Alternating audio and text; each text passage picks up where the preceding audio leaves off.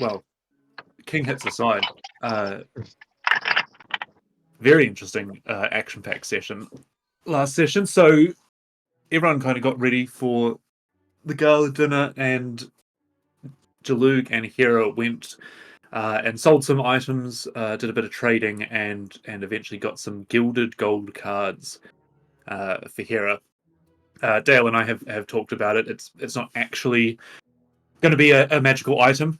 We both kind of felt like that was a little bit just kind of out of the blue, not undeserved, but there was no work to be done for it. So he's still got his gilded cards, but it's not an actual magic item, which is all good. But we can still roleplay them because they are some cool cards. I felt bad about that because everyone's like scrounging for money when I'm watching it, and I jumped on D&D Beyond. I'm sitting here with like well over 1,000 gold just burning a hole in my pocket, and everyone's like, "Oh, this was like my grandma's pendant, and it means so much, and I'll sell that for you, and I'll do this," and I'm like, "Oh man, what a session to miss." I've got like 750, and I'd already left, and I was like, "Oh, well, no one asked me." Yeah. No, it's all good. Between everyone, you kind of got them and stuff. But weirdly enough, Hera used some sort of really convincing bartering technique, which Luke might have been a little bit taken aback by, but more taken aback that once they got outside, she dropped to the ground and just started eating dirt. Which we kind of just played off Jono as Jalug as like, get up, like you weird creature. Obviously taken aback by it, but at the same time realizing the urgency of needing to get to this this dinner. We got to the dinner, and taking Josu and Shapiro's place was Ghost and Molokov. Sitting at the table, then being approached by Onus, the captain of the ship that they had met a long time ago, a known warforged to the party, disguised as an elf, of course. And he seemed to be have caught on to what was up. Was questioning you until Ghost, as Josu, got taken to the front and had to introduce Dean Tullis. Being quite impressively improvising on that speech, Ghost introduced her, and she came forth with Tullis seeming to be under some sort of influence, and adamant that the college see her discovery and accept the souls from beyond into their lives and as one. She started producing spiritual energies that flooded the room, and at a now or never moment presented itself. Shifters uncovered themselves from the crowd, as well as the Auric Guard activating, and chaos ensuing. Puck and his brother Laurie fought it out up on the top balconies with some interesting blows, resulting in Laurie being blinded and Puck swooping down and grabbing the crown off Tullis's head, seemingly having to rip it off her head, even though there was nothing physically attaching it. With walls of force and blades and magic and stuff flying around, Kelly Keeling made an appearance, making an emotional speech to her dad before being silenced by a serum that Molokov had in his back pocket, really pissing her off even more. But not necessarily defeating her, but definitely leaving her licking her wounds. She eventually rolled back out of her portal. Puck exited via the window. Onus and Laurie, after felling Tullis, exited via the crowds, and Hera cast Spare the Dying on the Dean before everyone started making their way out. I think just as a flavor text thing, for Jalug, obviously this combat was happening all over the place. What do you reckon is like a key moment or something? Like how would Jalug have reacted to, like, we obviously can't change the story. No, I was thinking about that, like going, what would I have been doing? And I I like to think that, as you're saying, the shifters just sort of got up and and obviously they were going for the Oryx, and Jilu used to be very much of the mind of if very hobgoblin, strength is what matters, and if you are not strong enough to defend yourself and fight, you don't deserve help from other people who can do the same, because you're strong together as a unit if you're fighting together, and people that are weak are not, they're a liability. You don't help them. But his time with this party has opened his eyes more into okay, one, everyone's got different strengths and they help each other, but also it's really important, actually, as someone who is strong, that you are going to be able to help the people who can't help. And so I like to think that he saw, obviously, the shifters and the Oryx are fighting each other, but there would have been a lot of collateral. There would have been some people getting as they go for each other, just civilians in the way. And so I like to think that what he was doing is he's a shifter is getting up and just starts ripping into some other people on the table, and so he's involved in that. He's okay, I'm taking out this shifter, or I'm picking these people up, shielding them, shoving them one way or the other. The black tentacle just goes across. Yeah. And then there's Oryx and shifters fighting, and he's somehow in the middle, just taking them both out, pushing away. So I think that he sees, again, the plan for this what are we going to do is we don't know, we're going to improvise, we're going to see it. If we need to get the crown, we'll get the crown, we're going to get out. And he's oh, okay, well, Ghost is up there close, and maybe he's vaguely seeing something in the corner of his eye up the top with Puck, and there's Molokov's fighting over here, Onus over here, and so Julie's okay, everyone else is doing stuff, I can't get up to the crown. These people need my help. And so I like to think that he was involved in that kind of an aspect. And so as it's sort of not dying down, the chaos is still there at the end, but you're probably seeing him similar to what he was doing at the end of when we were outside fighting, dealing with the Oryx. He's probably just got a unconscious Oryx in one hand like that, and just shield with his other arm, shielding a couple of civilians who are freaked out or whatever.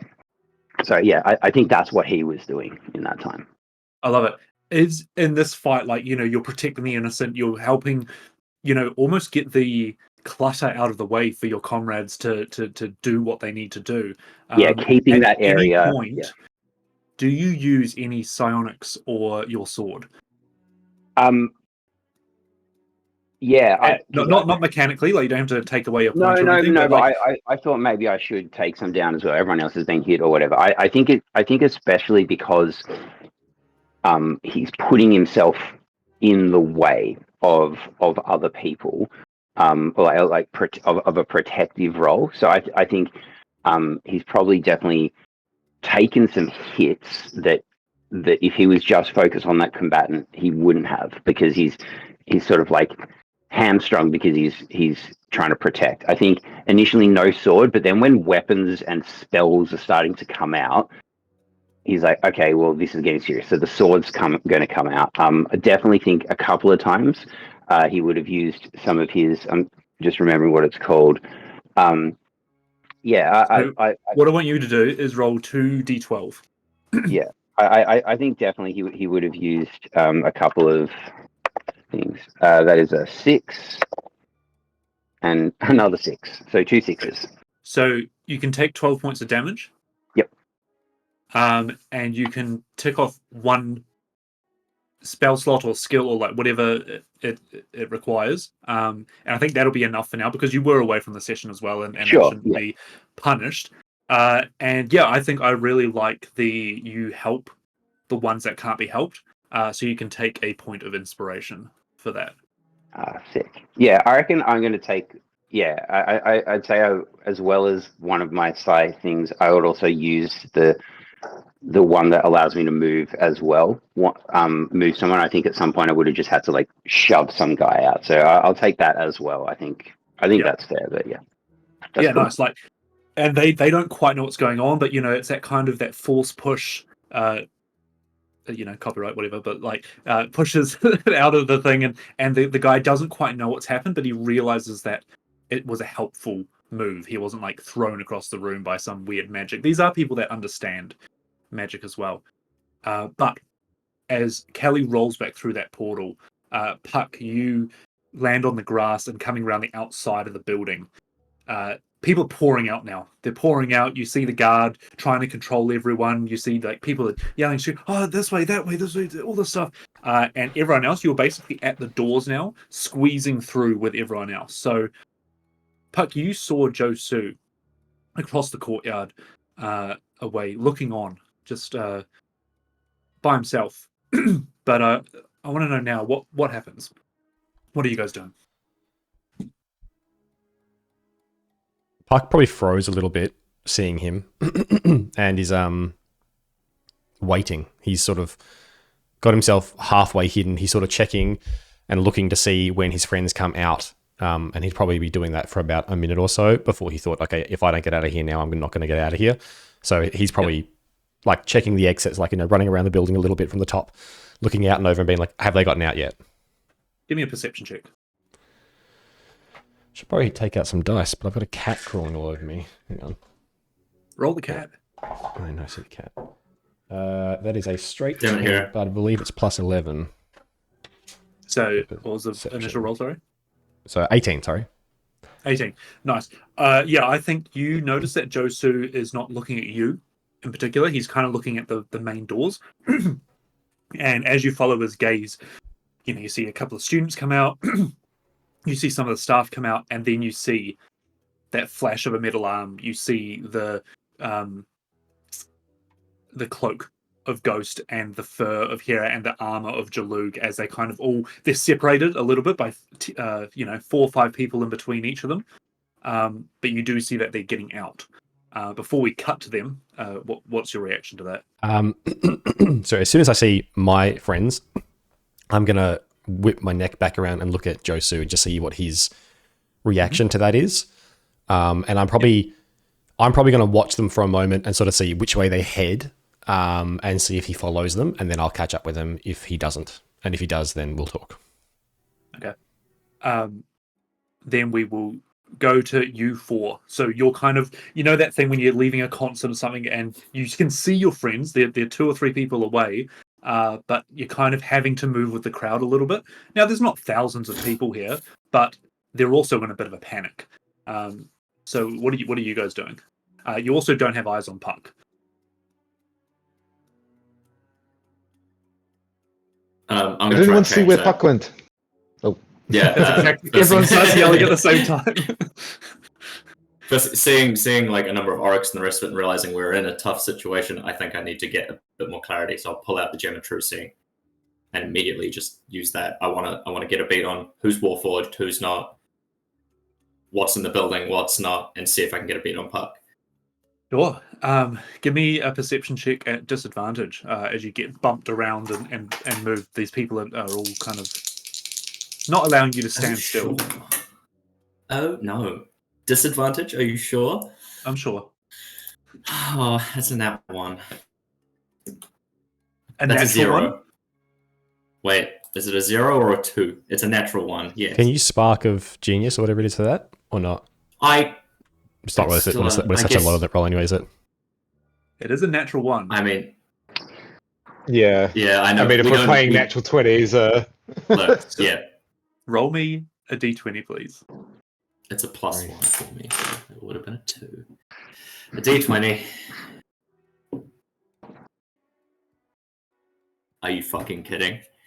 Please tell me that's a natural 20. Another natural 1.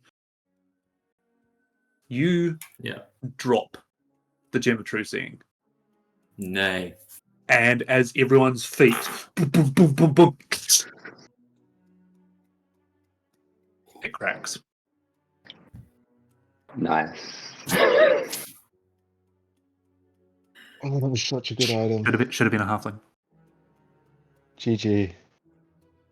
Look, I mean, look, I was going to go 10 or below. It gets like kicked away 10 or higher. It's fine, but I think 2 natural ones. Look. That's I'm not saying it's Easy lost all come, its easy magic, go. but it cracks and that's and okay. you push on. Molkov, Hera, Yep, I Jaluk. will grab it off the floor if I can. My, Yeah, I that's guess, fine. main priority is, I guess, seeing that everyone except Puck, who's probably, let's be honest, doing all right for himself, sort of seeing that we're all outside, or at least making our way outside. My first priority, I guess, is: are there any more troops coming in? Like, any more orcs? Any more shifters? Any? Yep. Yeah. What are we looking at in terms of Sure. like fighting people? Can you give me perception at disadvantage? Yeah, sure thing. I'll just only got one d20 out. So that's probably going to be it. No, it's not. So it's a total of 5. Total of 5. Looking round, you clock Jaluk. There's Hera. More importantly, Ghost. Where is Ghost? Oh, he's popped down for something. He's stood back up. Oh, you get knocked again. You've tracked all of your party members. You don't really get much more information. Yeah. There are orcs around, and you know that they were standing outside, but you can't quite tell the Yeah, whether they're motive behind them. whether they're just standing guard, like holding a line, or looking to fight. Yeah, gotcha.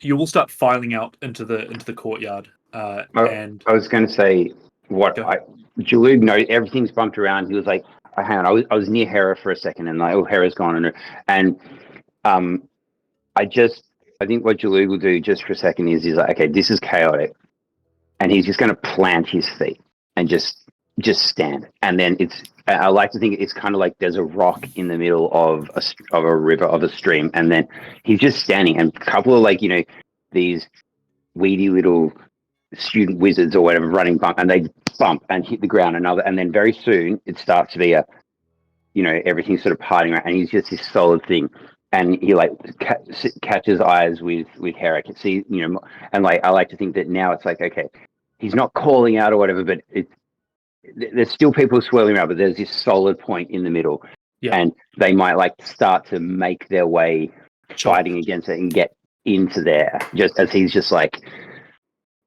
barrier just as that central point. Yeah, I like it. The people start dispersing in 2 kind of groups.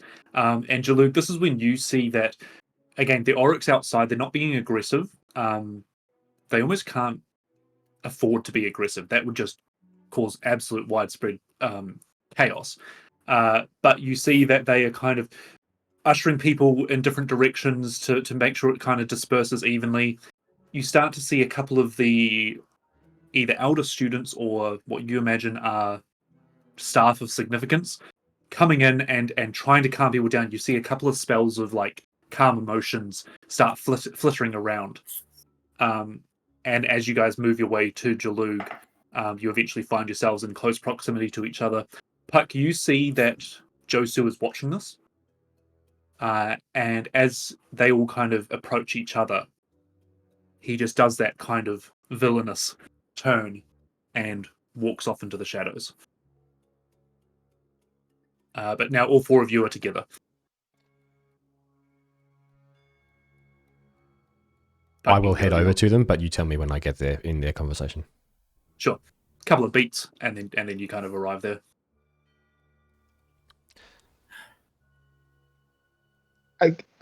Mission kind of successful, I guess. We got to go. We got to move. Surely. We're planning on Plan D. Wait, what about Talus?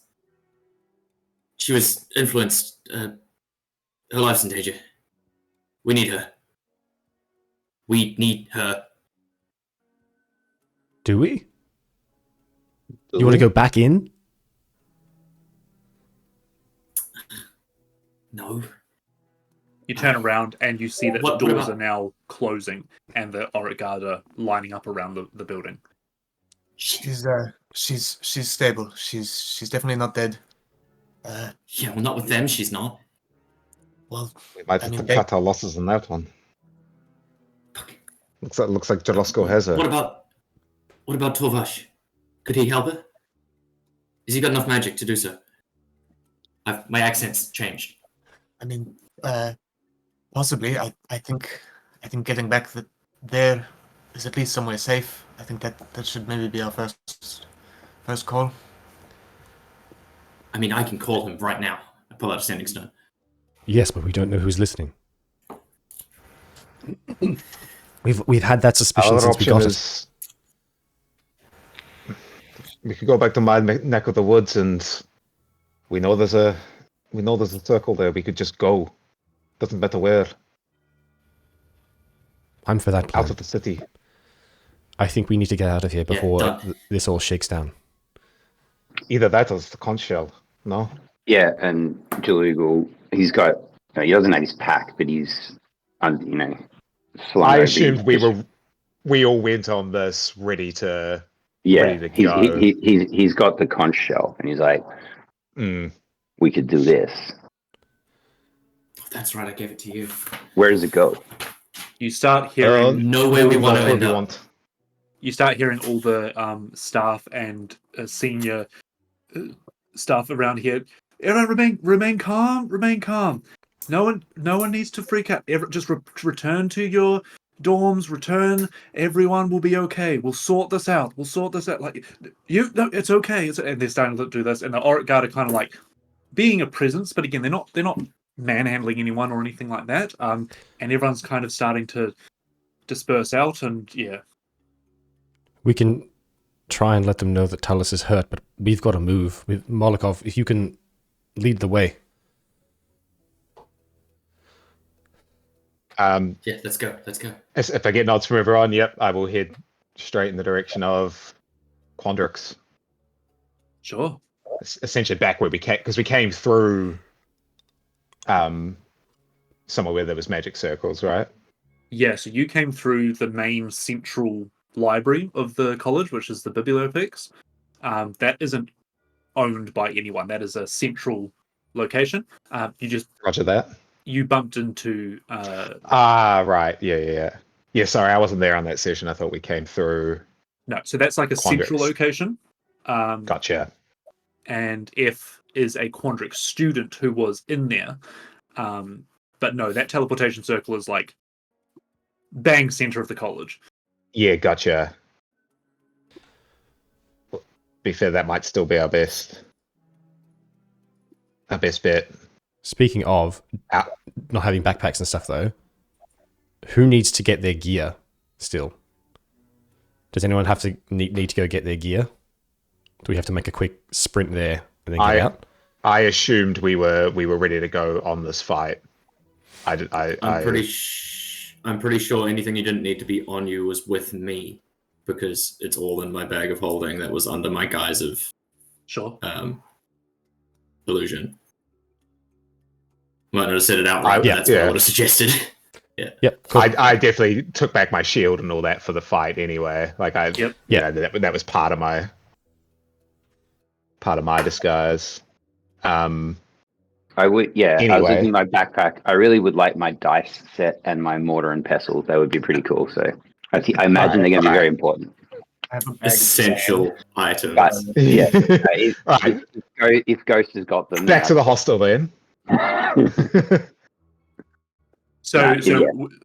Where are you headed? I think with that in mind, we're now running back to our Acomo. Oh, No, back but to- but Ghost, like essentially our stuff is in. Oh, you're theory, saying that you I've had got all of bag those. of holding. Okay, yeah, Yeah. cool. Did you say something, Hera?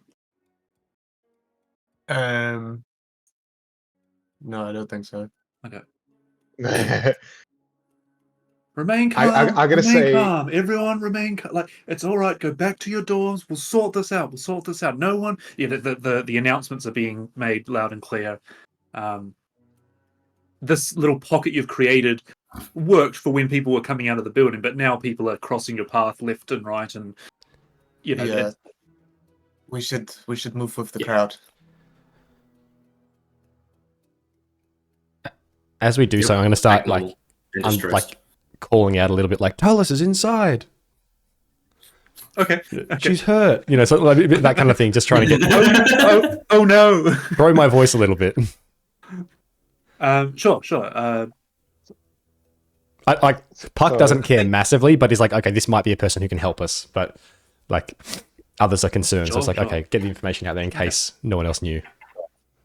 Yeah, you not shout it out, but you make those words carry enough.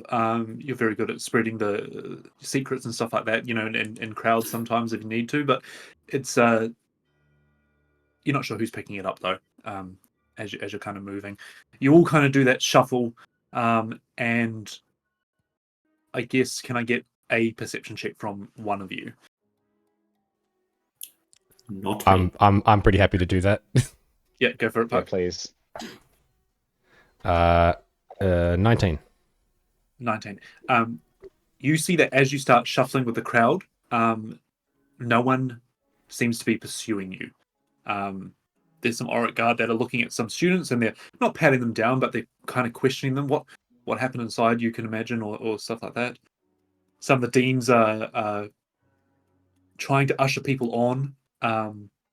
You see some of the higher ranking staff here, but no one seems to be following you. As you get 1 block, 2 blocks away, the crowd is dispersed enough that you can kind of step out into a side alley or to a veranda or something from a building, and there's definitely stress in the air, but you guys are far enough away now that you can kind of take a breath, and you're not being watched, is what I'm saying.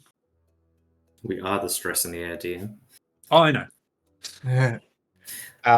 As we do sort of get a little more room to move and breathe, I will shove one of my homemade capsules into my mouth and give myself a heal and ask anyone else if they need a little bit of quick healing.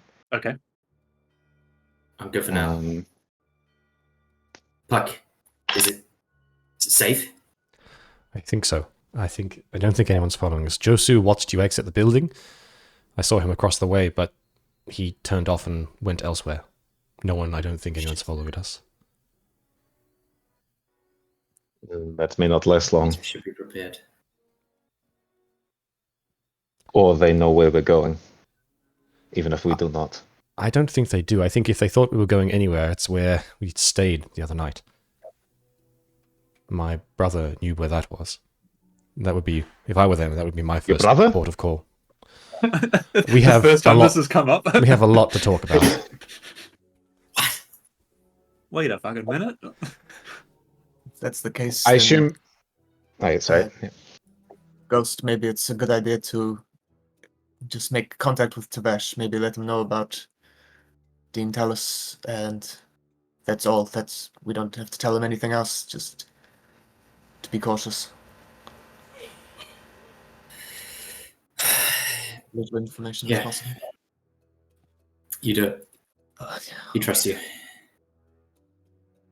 I will send a sending message What to would you like to say? Vash, and I'll just say, it's Hera here. Dean Talus was very injured at the revealing. Everyone is sort of escorted out. We don't think it's safe for us to come back to you. Just keep an extra eye out, and perhaps see what you can do to help the Dean. And I'll just leave it at that. You wait Right, a moment. well, we've got to move very quickly now. You wait a moment, Hera, and you feel that the message has been received. And then you hear a response from Tavesh. You caused quite a commotion. I had done my best to warn the Deans about the dinner, but maybe we should have had some presents inside. Security around the dorm is, I wanted to say extreme, but it's stepped up. Elevated. Yeah, elevated. Thank you. Security around the dorm is elevated. Should you choose to come back, he's probably only got a couple of words left, but he goes, "Otherwise, good luck." And this is Tavash as well, so it's a lot more of a calmer kind of voice. I'm trying to remember, like, he's very much like, well, it is what it is. You make a choice, you pay the consequence. He wasn't willing to step into your story, but you can tell that he is serious, that he will protect his own when he says security is elevated. Yeah, that's right. Molikov, do you know anyone who can actually give us a ticket out of here? Otherwise, we're walking into a dormant teleportation circle with nowhere to go. Look, I was not very popular here among either the students or the teachers. I know the places we could go, but whether or not they'll help me because it's me, I don't know.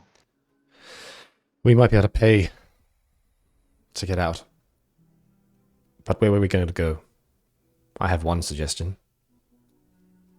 Galander in Gatherhold is not far from the Mournlands, where we probably assume things might come to a head, but if anyone has any other suggestions, I'm very open.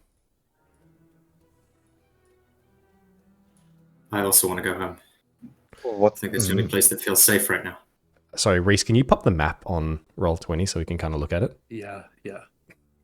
Thank you.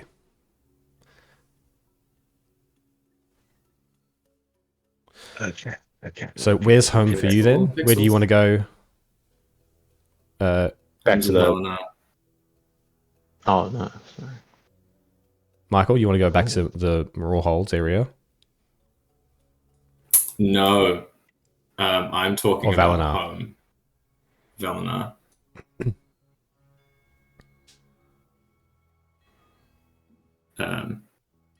So I'm Just talking because about it's... going Yeah, there, that sounds great. and you're talking about going like somewhere down here. Yeah, essentially to Velastas. Yep. I I'll assume happily follow you to Galander. Can someone remind me how we know where the conch shell takes us? What did we? Is it we think it was just from think it's identifying coming it. at the X?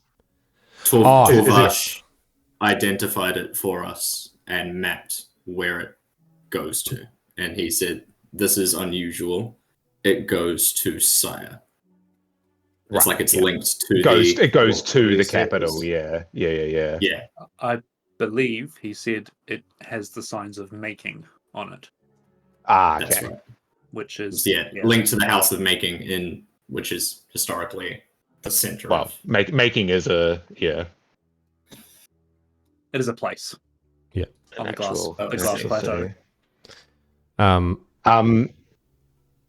Molokov is very well for what little he knows of. Oh, look, it's party over. Yeah, at who's doing Making.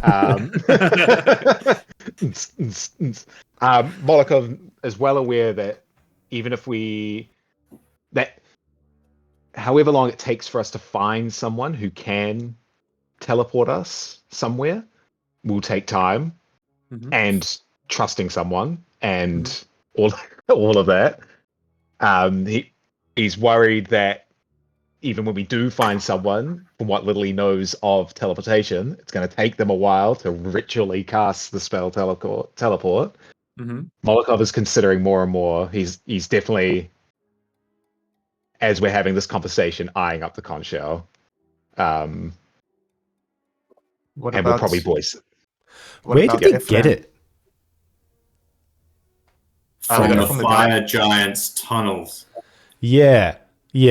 I don't trust that whatever's there, like that there isn't already stuff there. If that makes sense. Like I feel like there's already going to be That we're not going people to pop in and roll initiative. Yeah, I hear you. That's why I'm like, look, Valinar's fine, Gatherhold's fine. Like those two places are like, especially Gatherhold. Like you can get a lightning train, and maybe even try and jump off the lightning train or however. I was it out. just thinking of lightning trains. Is that Part way? You know, you go out of Gatherhold, get on a lightning train, and then either have it let you off or jump off it. We'd be able to get something to help us do that, I'm sure, or just a Featherfall spell, which I think Hera knows. Get out at the head shake is like get out at like Iron Fish or whatever, and then just walk across. That gets us there. why don't we ask Ifran? He was the one that was by the circle when we came through. But he wasn't He might operating have- it. He was just there. He might have. We might also turn it to chickens if we let him Yeah. cast spells. Yeah, on us. Based on what I've seen. What have you got A against chicken it? ages away from here sounds way better than anything else at the moment. I'm so ready to run a game where just We're for all one just- session you're all just chickens in some foreign continent. We're chickens in the With what like was a our metal keep wing called? and like the keep in Fandolin. Oh no, not in Fandolin. Whatever the Vatheron? place that Rogar runs back in the other Oh. in the other dimension. The Swords Coast. Yeah.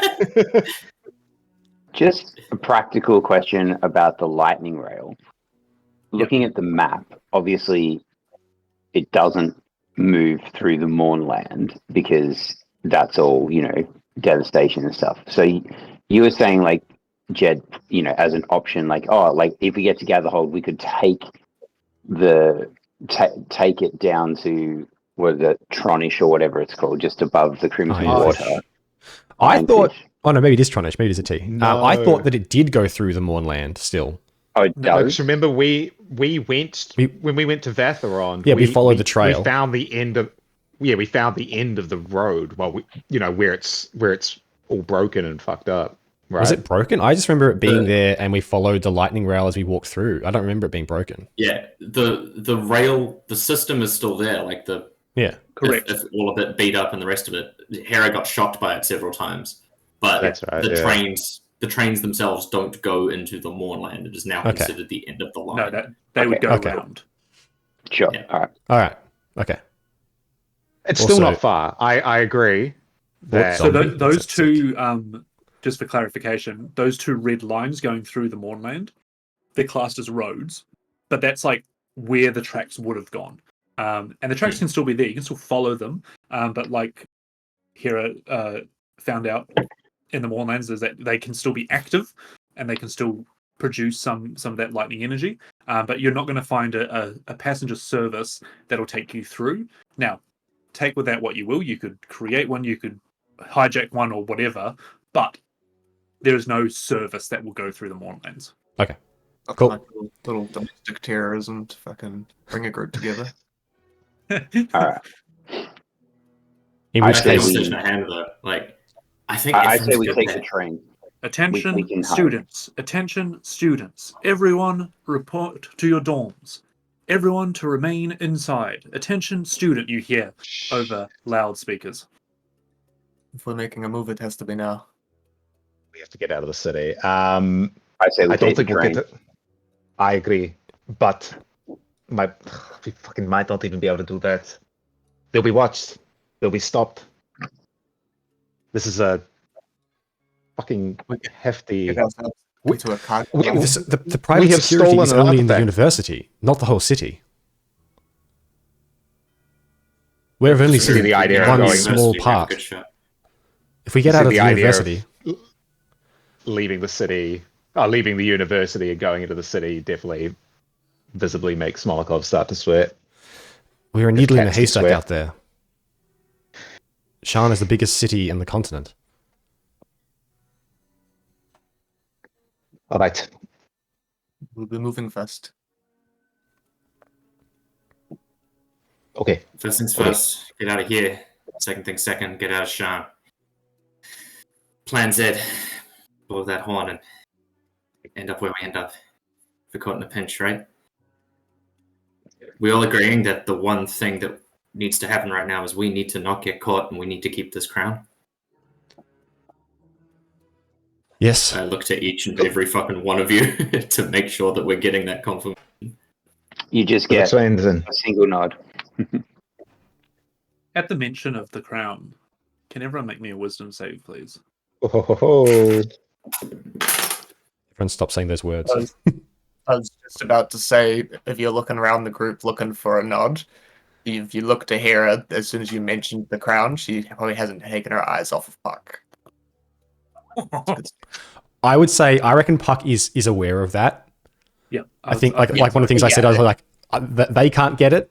Like the two bad guys we're going up against can't get it, and Hera can't have it. They were kind of the three things in his mind. It's a 19 Let on me the just save. check my features and traits. What did you roll, Ghost? I'm just wondering if I'm going to use my Flash of Genius to bump this. Assuming this is an effect that I feel coming. 17. Okay. Jalug? I got a 5. Yep. Molotov? I got a 4, so I will not be bumping. And Hera? Dirty 20. Nice. Can Hera choose to fail? No, this is more Ghost in his he's not rambling by any means, but he's talking fast and he's going, we need to do this, we need to do this, and that mention of the crown comes up. And Hera, you can react however you want to the crown, but Jalug and Molokov, you just feel a sinking feeling a little bit. But it doesn't feel bad. It's almost when your heart kind of drops that little bit and beats that one beat slower before resuming normally. And Molokov, especially for you,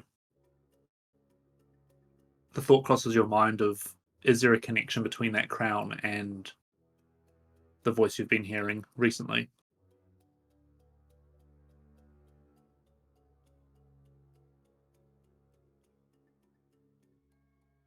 Attention students, return to your dorms. No one is to leave the university. No one is to leave their dorms. Attention We gotta students, leave. attention Time to go students. right now. I know, right? Great timing. Why don't we? All right, don't you we two, try you two reprobates. How did you used to get out of the grounds? That's gonna be my exact question. Malikov. His helmet, Markov's helmet, sort of Iron Man comes back over his head, and you see he's almost infused the veil into it, and so his face and his whole being becomes like sort of an unrecognizable, that immutable Blur. form of you can't really identify. This is the best I've got. I think we need to make our way to. That is using the veil from I'm Khorvaire? just using that as I've turned it into a helm, since Yep. helms have no actual armor bonuses in D&D. They're just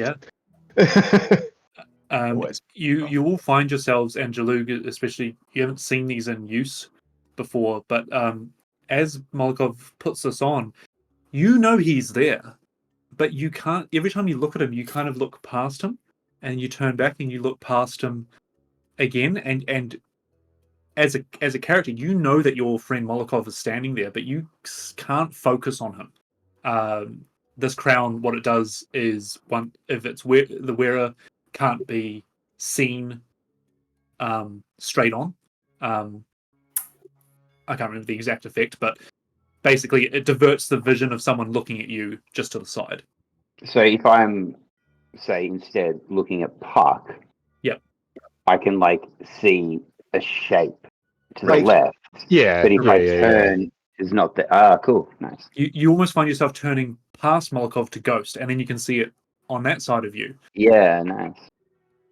It's almost, but it's almost like if you're in a crowd, it's just you'd never be the person that gets looked at, or like That's right. Which is very important to me right now. And I believe you do have 5 of them, I think we do. I think we've got. because there was. I think we all had one. Yeah. This is a session I missed, and I heard about these things later. And I was like, "Oh, that sounds really cool." Yeah. So if I have one, I have Well, one.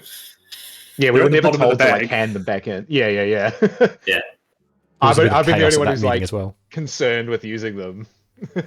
When you're playing a Okay, game what- and you realize your inventory has a page 2, and you're like, "Oh, that item was sitting there the whole time." Or you sent it to camp. Yeah, You were like, "Oh, I've just got so much carry. I've got no carry weight left." Gotta. I knew I picked up the one ring somewhere. That's where it went. Yeah, if we've got them, So chuck I them guess on and follow the cats. We're heading to whatever exit gets us closest to the station, I guess. Okay, can Try I and get? Oh, go on up here through first. I was gonna say, why don't we try and squeeze out through where we know that fight area is, because that's almost guaranteed to not have any teachers or anything around, and that's bound to have a back Genius. fence that we can sneak out of that way. Nice. Yep. Good call. Great call. Yeah, I think That's going what out I've by heard, not a and- gate is a good idea. Are the Yeah. Roger. So in response to the loudspeaker, everyone go back to your dorms. What are the students doing? Are they going back to the dorms, or are they like, what? No, like, the man, he can't tell me what to do. Like, are they going for the exits as well? Yeah. Jalu, give me an insight check. And Hera and Moloko, can you give me a survival check, please? Anything with wisdom is bad, so that's down to a 12 now. That's better than First nothing. good roll of the session. Well, so we'll deal with that one first. Yeah, there are some students that are just like, wait, let's go this way. Now's our chance to dip out or something like that. But the majority of them are kind of going, why would there be an announcement like this? Yep. Yeah, sure, I can speak tough, but maybe I should just go to my dorm at the moment.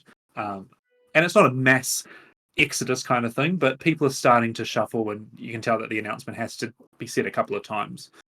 What did you guys roll? I'm gonna. 19. Oh, nice. I'm gonna flash of genius to boost up to a dirty 20. Nice. Yeah, you guys definitely know Just one of the route out of the university.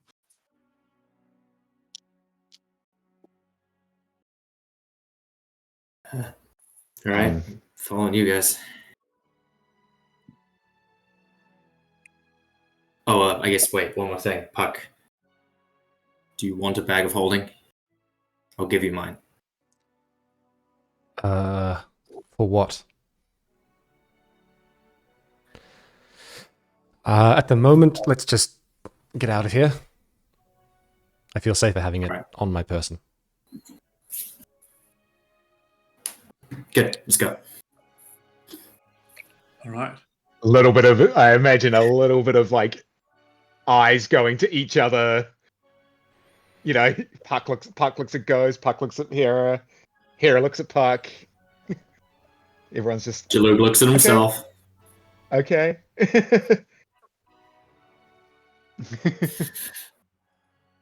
Okay, so I will don a veil. I was going to say you're all donning the veil. Sorry, yeah, did I get a veil? We do have a spare did you one. say there was a spare one? Fucking Bridezilla over I here. think it's a still. Will I get a veil? Whatever this is, veil of I never gave it a indirect name. protection. No, I I don't think never it gave it a name. I think I've just always known it's there, and I'm like, I'm just going to call it the veil of indirection. nice. Okay, give me 1 second here.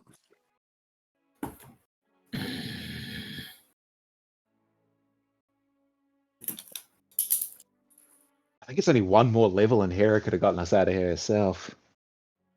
I was also thinking, Is that a hint to if the we're going DM? to take the train, like maybe we should just rob a couple of students so we can use their student card to get it cheaper.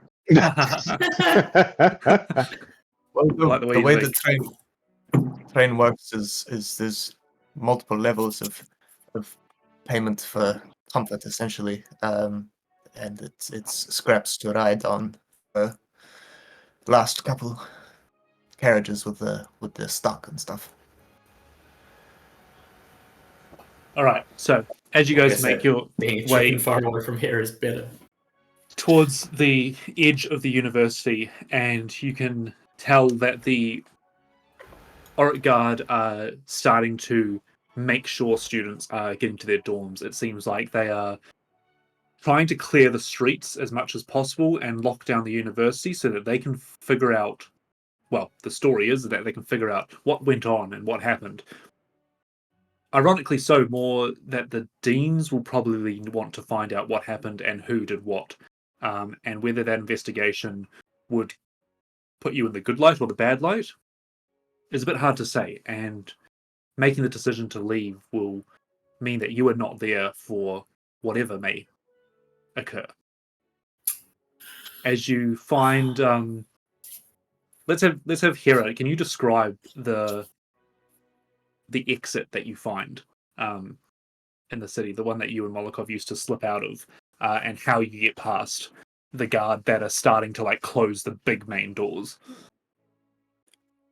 Well, yeah. So I suppose we will know which roads and pathways and sections of the university lead to like the front doors of each of the different like dormitories and stuff like that. So we'll almost like go the long way, skirting round the back of buildings, go in between through little alleyways, and just sort of do that. Stop every now and then, check, wait, and see. We hear a couple orcs walking by. You sort of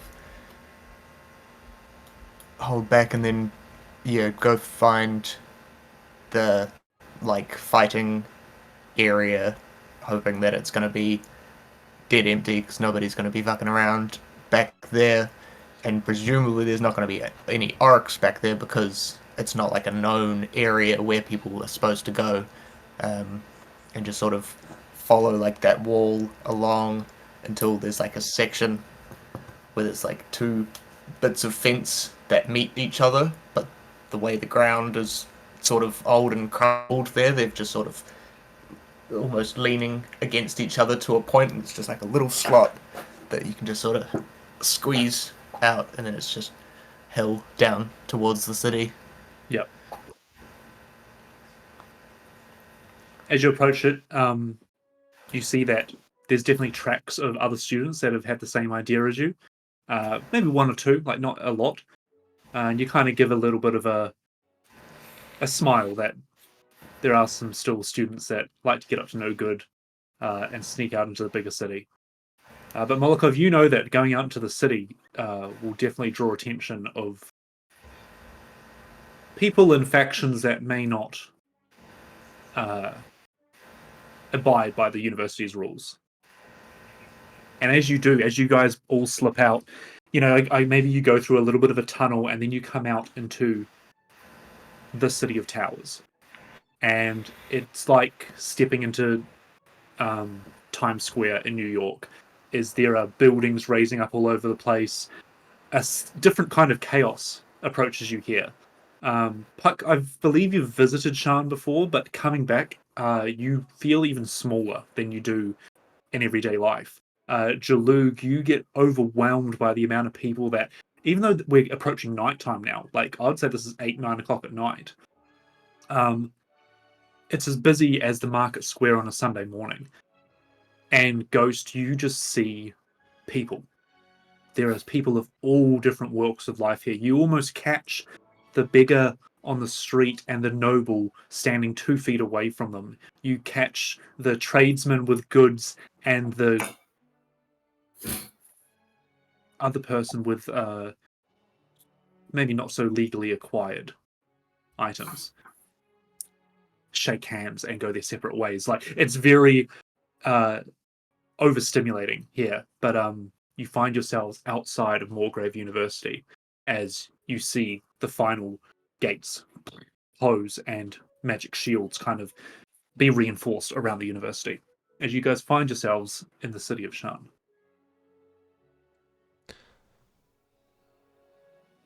So we go to the train station, and then where are we trying to head to? The nearest biggest city would be Rote. They'll have teleportation circles there, but my thought potentially is we go to First Tower, change trains, and head around to Xanthus. Or we take the train that Harold and I took not too long ago. We go all the way to Vatterland. The one that goes through Star Alaska? I don't think that's a good idea. Yeah, that was my first thought was Vatterland, but we will have to pass through Star Alaska. Very true. Probably not the safest for us.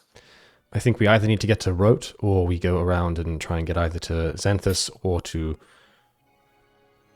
Trolanport in the Shimmering Forest. As one of us pulls out our neat little Big Khorvaire map. train map, metro map. Are there just trains that go to those? There's a train that reminder. goes to Xanthus. I don't know if you can see the thing. Yellow No, the is red is- lightning room.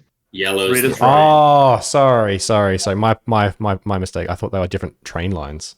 That's all good. No, red is just road. Red? Man, it looks so brown to me. Oh, brown, whatever. No, it's all right. I might be Maroon. Brown brown. is your main road. All right, should we all buy motorcycles then and just? I've got a Burgundy. dinosaur, man. That's right. That's even you more do. metal.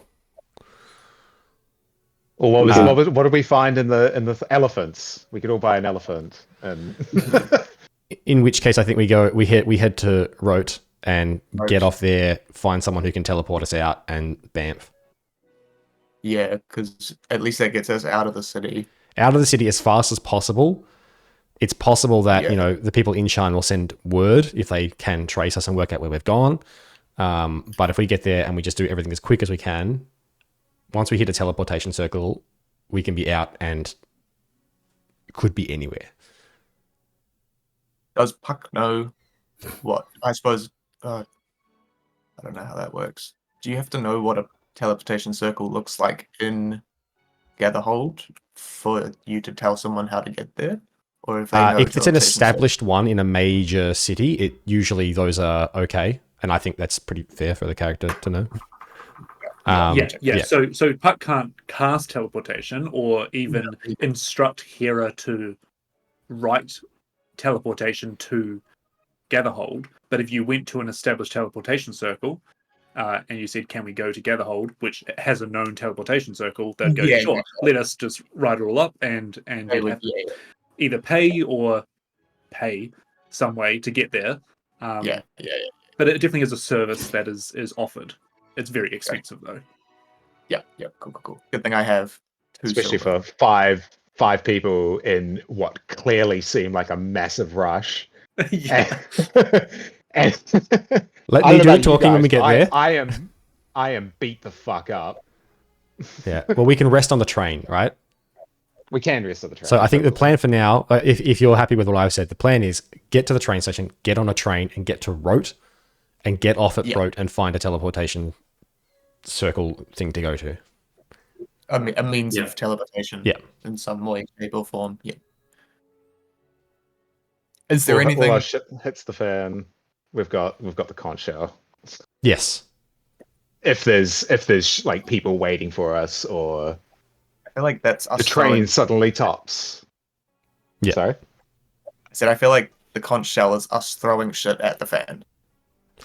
It's Yeah, true. but it also gets us out of a potentially bad situation if we wind up in one. So, Yeah, I suppose. all right. I mean, if we're using frying pan analogies, on I feel fire. like we've already thrown the shit at the fan, and the conch is throwing the fan. At some shit. At a larger pile of shit.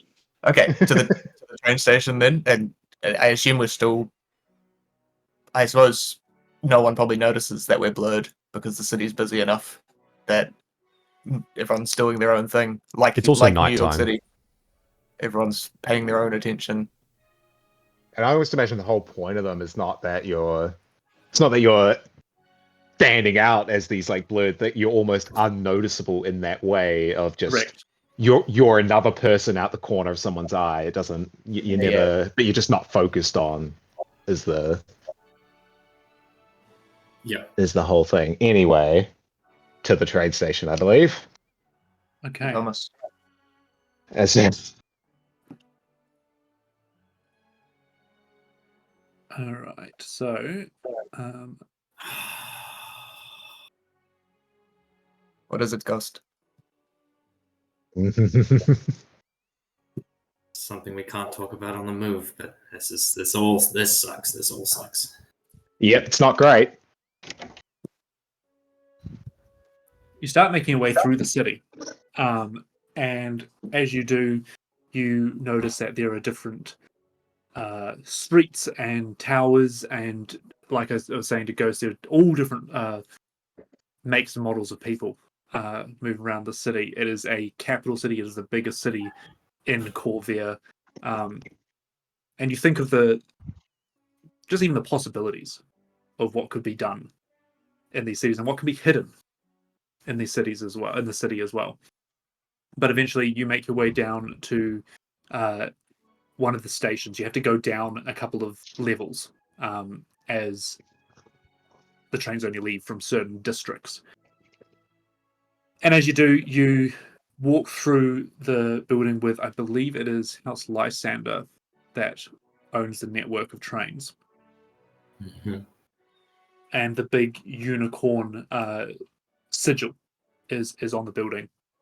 And as you said, it's becoming nighttime, but this is the city that never sleeps. And it is not any quieter in the station. There are goods and logistics services going out, trains with cargo and stuff. There's a couple of night trains that will definitely be leaving as well. And as you get to the kind of depot office, you see a little cog gnome behind the counter. As he spins around, you see these actually on a wire that can flick him around different. It's like a circular customer service desk, and he can just zip around each of the things. I'd like to know if you're approaching, and if so, are you unveiling yourselves? Yeah. I'll take it off. Molokov will not. Okay. I will take mine off. I also have a different thing that helps obscure me, so I'm pretty confident. Sure. I think I'll stick back with the tabaxi. All right. So Jalug and Puck, you. Sorry, just quickly before we go, I would imagine that Puck has taken a few, like not tons and tons, but he's definitely taken a few trains. Yep. Considering there's one that goes through Gatherhold as well. Yep. How does it work? Do we buy a ticket to Rote, or do we how does it work? Or do we just buy a ticket and get off where we want? How's it go? So there are different levels of tickets. Yes, yep, I remember that. There's first class and stuff as well. Tap on, tap off. Just want to make this I don't want to get up to the counter and be like, help, I need a ticket, and then he starts examining us more closely. Pretty sure I have it. As we walk up, I'll do a bit of a subtle thing to Jalou, just wipe the blood off your cheek there. And I'm just very used to having. It's like, oh yeah. It's like it's part of my look anyway. So.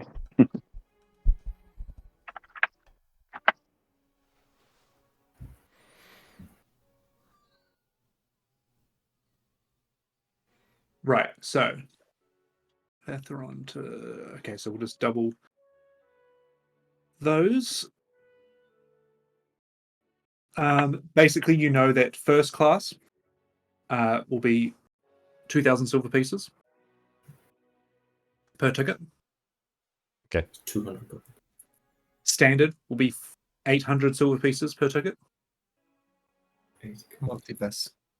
And then steerage, which is like you sit in the hay bales at the back, will be 600 copper pieces. Okay, well, we don't have enough money for anything else. And that's just to go to Rote? Wait. That's not... Or does that take us anywhere? That'll take you...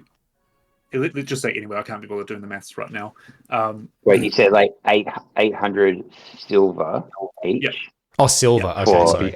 Yeah. That would still be 80 gold each, 80 gold which is each. fuckload. Whereas the 400 600 gold copper for is 6 gold each. I think we go for the hay bales. Is it? I'm not. Are we? I'm guessing as we were kind of walking fairly quick, we might have been discussing this. Yep. Is it obviously that's the cheaper way of doing it? Is that going to draw more attention to? I'm saying that in the sense that I can afford to buy us all a ticket to get not first class. I'm not going to do that, but I can afford to get us the normal one. Yeah. Is it weirder to be we want to go and we just want to go sit with all the luggage? Is that just a thing that like, are we going to draw more attention to ourselves by being I in say the you group would- of those stuff? I think you would So- know before you go here. I think you would know that it's a ticket that is offered. Therefore, it's not weird for you to be like, oh, can we just sit in the luggage kind of thing. It's kind of like, hey, we know that people in Shan and stuff like that can't afford the ticket, but they need to get around. So, Lysander has kind of gone, well, you can buy a ticket. You're just going to have to sit with all the animals and all the cargo and stuff like that. So they're still making a profit out of it, but they're kind of exploiting the poor. Follow-up question to that. We want to be able to rest in this time. Yep. Are we going to be able to do that there? You will be able to. It just might not be comfortable. Okay, cool. That's fine. Dale, you want to say something?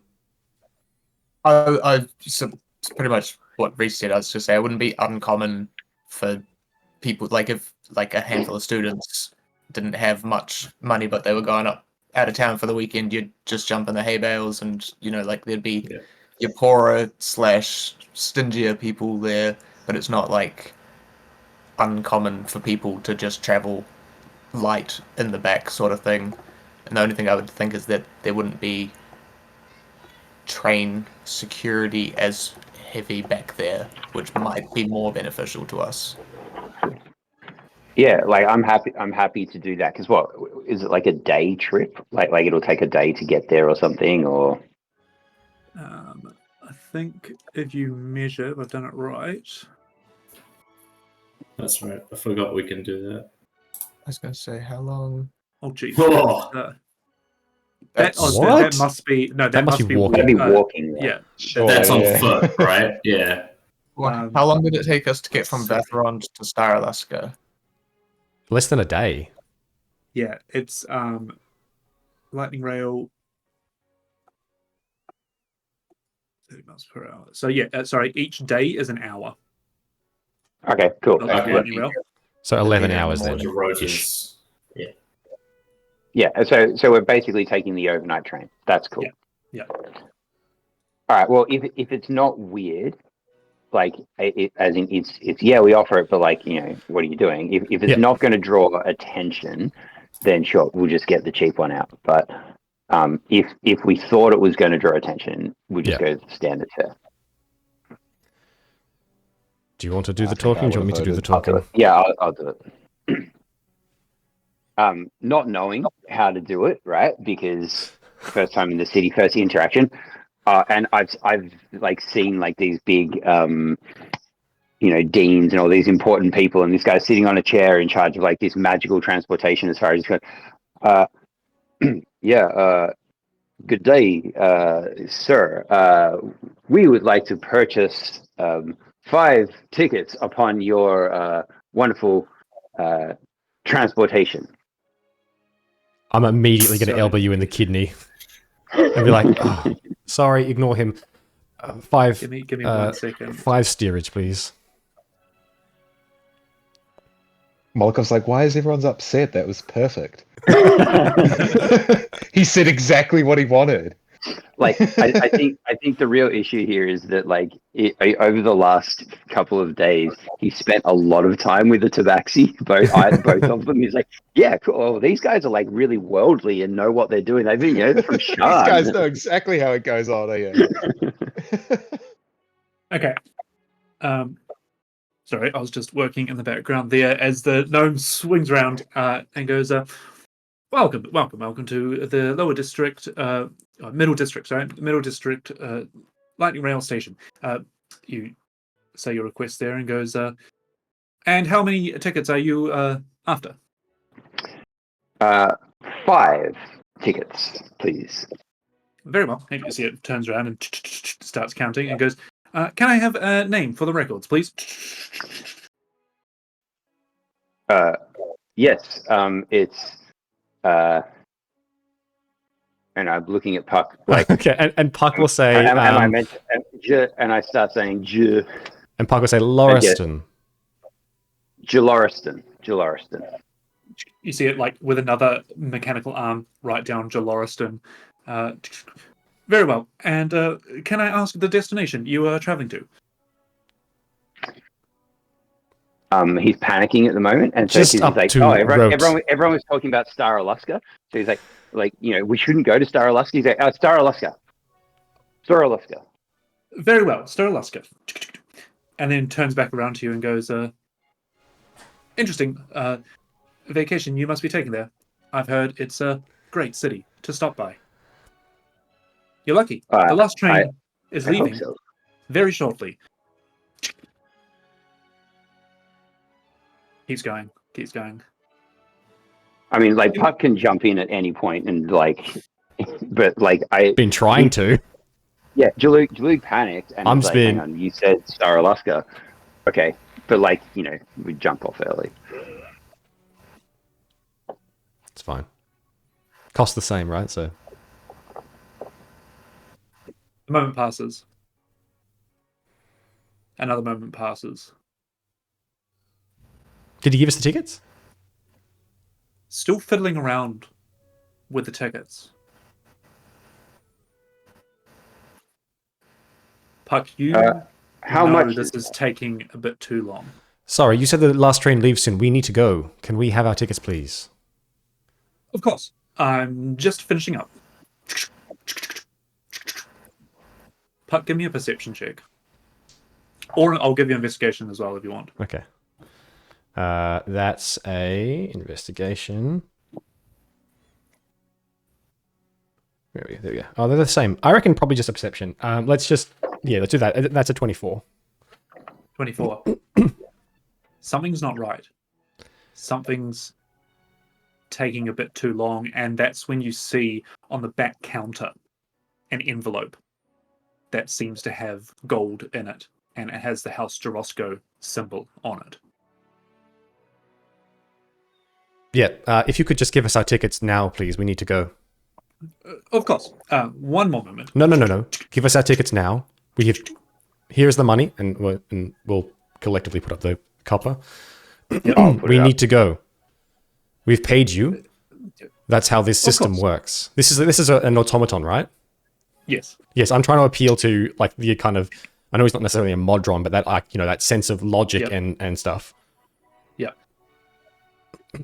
Of course. You'll get there on time. I do promise. We won't get there. We won't get there at all if you don't give us the tickets now. And I'm like climbing up to the counter, and I'm going to start trying to put my hand out right in this guy's face. Give me the tickets. Of course, sir. I will just finish up doing. You look down, and you can see that he is not even printing tickets. Yeah, he is just fiddling around. Are there tickets there that I can reach? Yeah. I'm going to start pushing the gold off the money off the counter, and it's going to be clattering around in front of him. Does he do anything with that? You see, it starts confusing him, and he's trying to.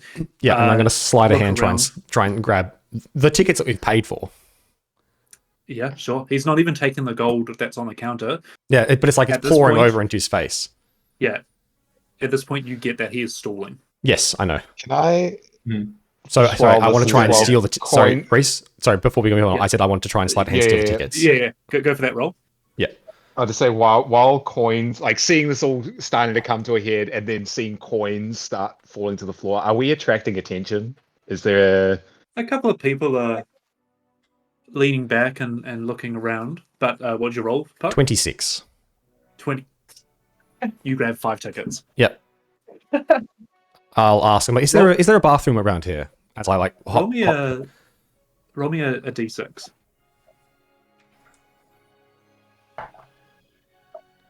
5. You have grabbed 5 first-class tickets off the counter. As it turns around and goes, one moment, sir. I will print your tickets and then direct you to the bathrooms. If you just hold tight for a moment longer. Well, my legs are sore. I want to sit down. Let's sit down and wait for him to finish. Sir, if you just wait a moment, you see the voice is raising a bit. I've been waiting for a while. My feet are sore. I want to sit down. You can keep doing your paperwork. That's fine. I'm not stopping you. We'll wait over here, and I'll move back to. All right, you move back, and you see it starting to not quite know how to deal with the situation. The other 3 of you are seeing this as well, because you're just a couple of steps back also. Yeah, from a beat like 10 steps away, seeing all of this weird stuff happen. Take a beat around where we're standing in the station. Can I see like where a platform would be or a notice for like the next train that's leaving? I don't know if there's magical check. fucking time boards or something. Give me a perception check.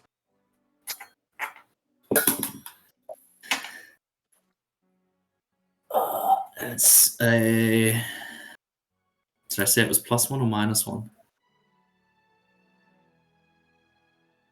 12 on the dice, 13.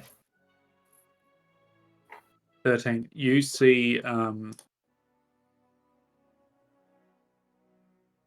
timer, yes, and also you hear an announcement as well that goes, last train departing in 2 minutes. I have a question. I've taken trains before. I've never necessarily taken a first class train, but are these tickets good to go as they are? They're good to go. Okay, cool. Cool. 2 minutes out. We gotta move. 2 minutes, yep. I'm You're probably currently sitting. Worried? Are we good? Yep, we're good. I assume you guys sort of loop around and then we just start heading straight there, yeah? Are we, when we get on the train, Reese, are they stamping tickets as we go on? So, before we get to that point, I'm asking this question before. I am asking before we go because I want to know what, like, as in, like, if I'm planning for us to get on the train. Yeah, they will let you on the train, and then they'll stamp them when you're on the train. Something will come through and check that you have a valid ticket. Okay. If not, then it's kind of bad news for you. Yep, all good. Am I correct that you're all donning the veils again, though? Yeah, I thought so. For moving into the crowd, yeah. Yep. Sure. I have everyone's tickets. When the ticket inspector comes through, follow my lead. Let me do the talking. All right.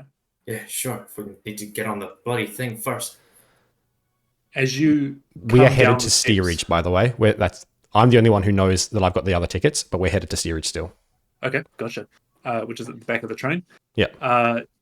You start heading down the stairs, and as you do, you see a couple of people entering the train. You can see it lighting up. The rails are starting to energize. But there is someone standing at the bottom of the stairs. Someone that wasn't at the dinner.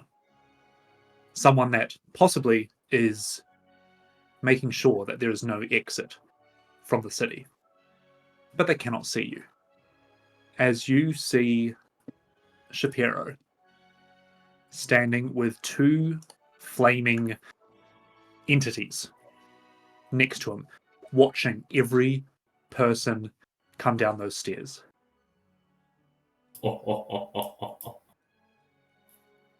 That feels like a OH&S violation. They're very close to him. They're kind of like this magical energy, and you can see that he's kind of almost puppeteering them with his hands. Now, I think what I'm going to do... There's a train here. No, the train is on platform 3 and 1. Oh, there it looks like platform 3 has started to light up. It's on 2 different platforms. There are 2 trains there. Okay. Platform 3 is the one that's leaving. Lighting up. Does the ticket tell us which platform? Yes, it will say platform 3. Yeah, okay, cool. Now. Should we get on the different one and just go a different way? You don't know when it's leaving, though. Yeah, the last train to leave is the other one, so probably not. Okay. Now, I was not anticipating the veils. So what I'm going to do is I think everyone can make me a stealth check. And it will be against Shapiro's perception check.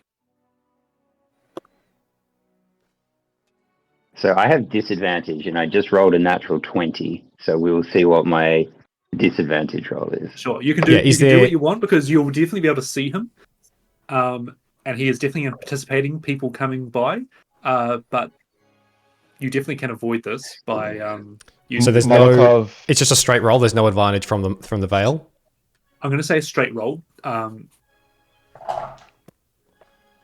if we clock this as we're sort of coming in, I think Molokov almost had his hand on the trigger for this spell. Almost at the entire time we were through the city, and I think seeing Shapiro and guards with him, he just immediately pulls a crank and disappears. Okay. I will cast invisibility on myself. Understood. I got a 14. Like I said, I rolled a 20 and then a 13. So I got a 14, unfortunately, 14. which is pretty good for me. Yep, 14. So far, the lowest roll. 28. Noted. Hera? 8. You are half my size. 8. So is this a group challenge or is this an individual who's... I'm hoping it's a group challenge. Yeah. Ghost? I'm gonna shuffle my body into like more in line with Puck because I know he knows how to stay out of sight. So I'll give myself a flash of genius and put myself to a 22. Okay. And I can also reach behind me and tap. Oh, who's behind me? I can also cast invisibility. I might. I mean, Hera rolled a I'll 9. wait to see if. Yeah, I'll wait to see if Shapiro's eyes look like they come in a direction, and I'll cast invisibility on. I cast invisibility on Hera. Fuck it. All right. I think what happens is, Hera, you're following everyone, and you see Shapiro eyeing people through the crowd, and he's standing there a bit more plump, a bit more, less athletic than the others, but you can see that he is controlling these flamed hands as like almost puppets. You can probably tell that Shapiro is more of a spellcaster as he eyes everyone coming down onto these platforms, and then starts looking at you, Hera, and can tell that the veil is doing its work, and he kind of keeps missing you. But Ghost, you see that he's spending a bit too much time on the spot, and you reach back and cast invisibility. What does that look like from the Artificer? It's a bracelet. Nice. You slip the bracelet that on.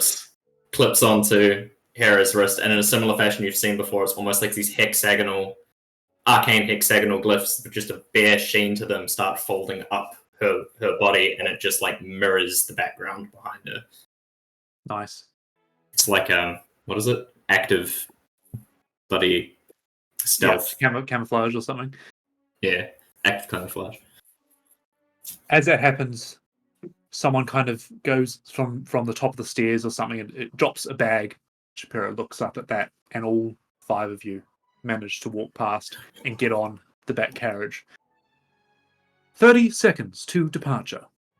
Shapiro looks around, looks back at the train, and almost directly looks at you, Molokov, but looks straight through you. He can't see invisibility. Thank fuck for that. Standing clear of the platform, you hear the lightning rail start energizing, and the train lifts and levitates off before you guys are in, I'd say, like the back 2 carriages or something. And you see that there's some crates and, some barrels of wine and stuff like that might be being delivered down the line. But there's a couple of other people in here. Not rags, but they've got those ranger cloaks, or like the ponchos that backpackers have and stuff like that. And they're sitting up against the hard steel walls and just nodding off their eyes as the train levitates, and then with a force shoots out of the city. And you all kind of feel that bullet train speed as you successfully exit Shannon. Similarly to the first time teleporting, this is the first time Jalug's been on it, and he's just like, yeah, wait, need a moment.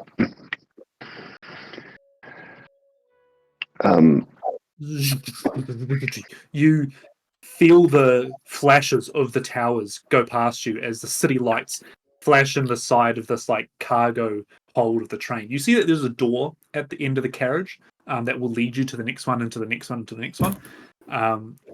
But at this point, you kind of get those flashes coming past you before it suddenly just goes dark, and you are out of the city. Maybe you can see through a crack in the cargo thing, but the big towered city starts looming behind you as you're on that. I don't know if you've ever been on one of those fast trains before, but there's a bit of judder at the start, and then it gets into that smooth, and you're almost gliding through the air as the sensation in your stomach relaxes a bit, and you kind of forget that you're traveling at like 300 miles per hour.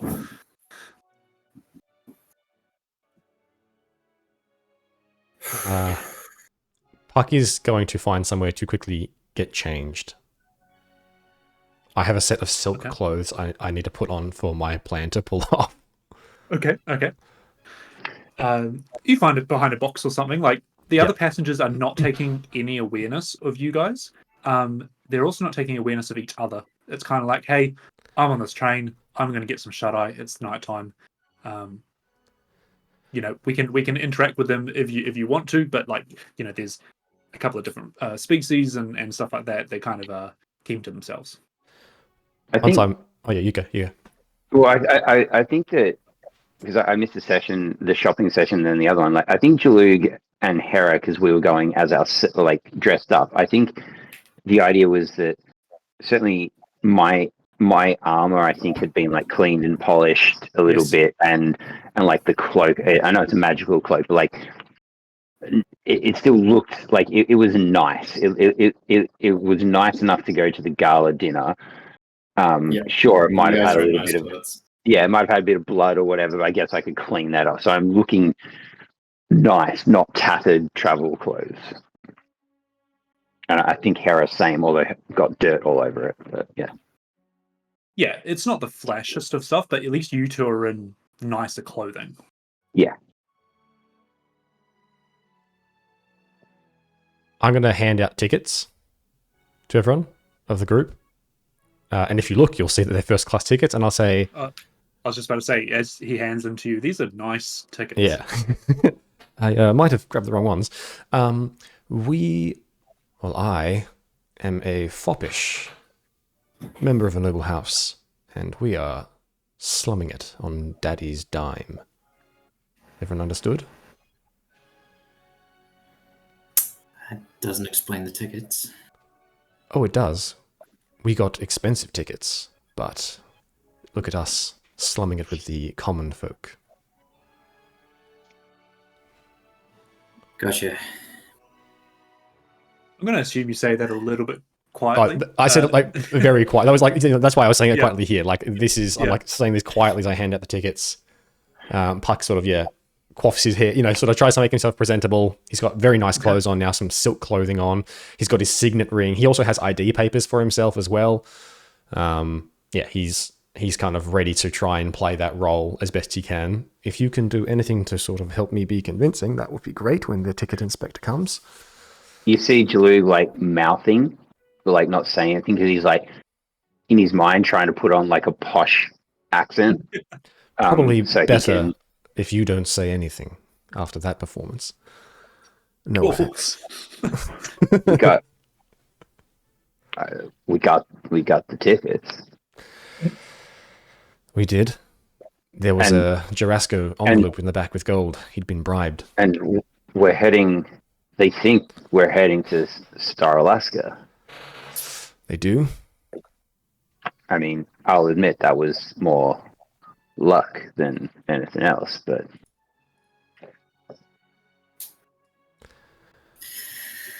I do think we still have to be careful when we get off the train. Yeah, I agree with that.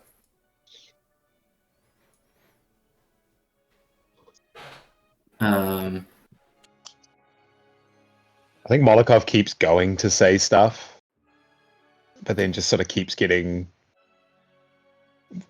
I eventually just settles to watching the city dwindle at the back, feeling that sense of relief. Yeah, for a second time. You say you're going to say stuff, but if that's the case and you're not going to say things, what's happening in his mind?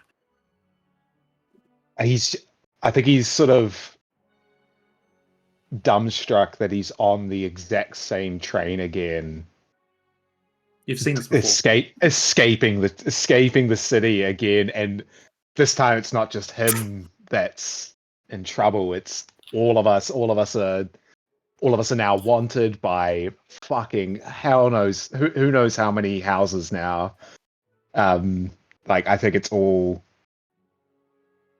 he's despairing a bit. I think he wants to protect everyone, and here is falling apart.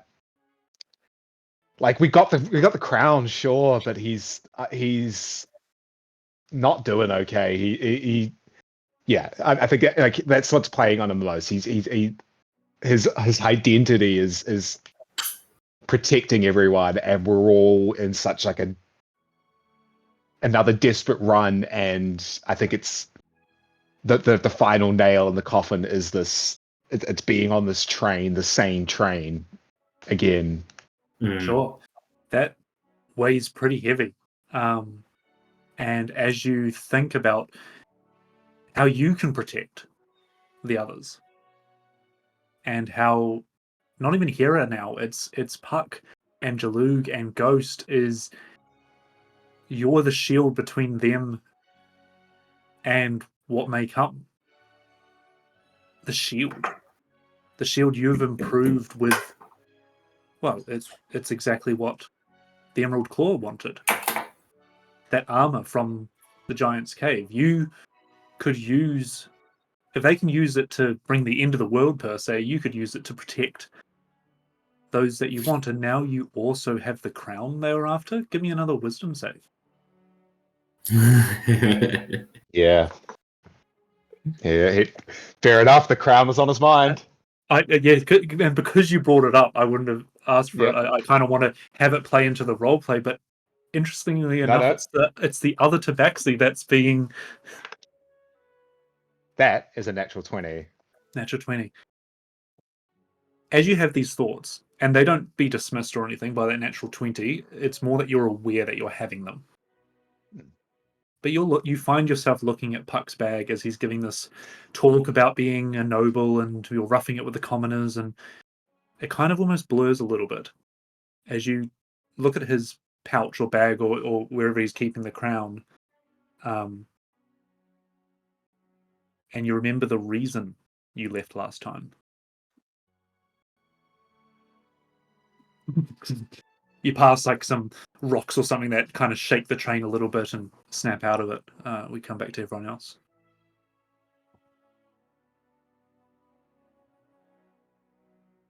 I mean, I can talk like a noble. I don't exactly look like one. But if I say it like, well, good day, sir. How would you? I mean, that's kind of how it goes, right? And you just No. Look, I don't think we all have to talk. Country Southerner. I can do this. Ghost, you can do help. declare, Mr. Beauregard.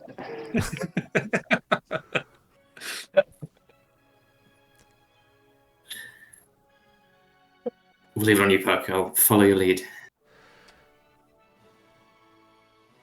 For now, let's just get some rest. I think everyone could use a bit of time.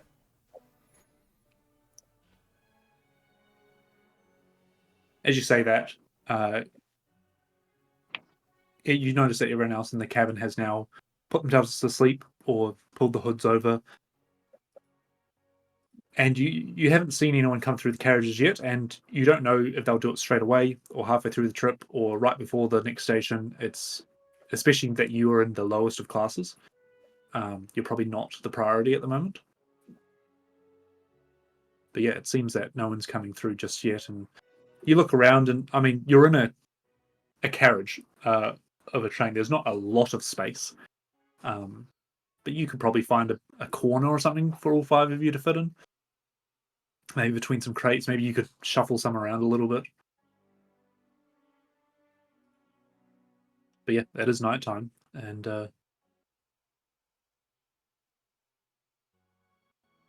is everyone just going to sleep? What's the plan? Nah. I'm going to pull out golden monocle with a cracked lens. Some of my tinker's tools and just sit there for. I have the mending spell. Canonically, that takes a minute, but for at least a little while, we'll just start using this little arcane tool with a tiny heating element on it to sort of try and weld the cracks back together.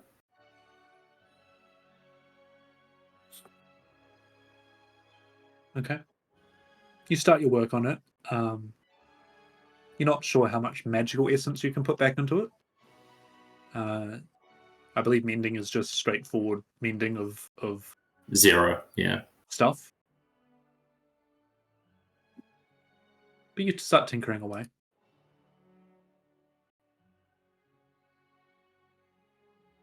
Anyone else?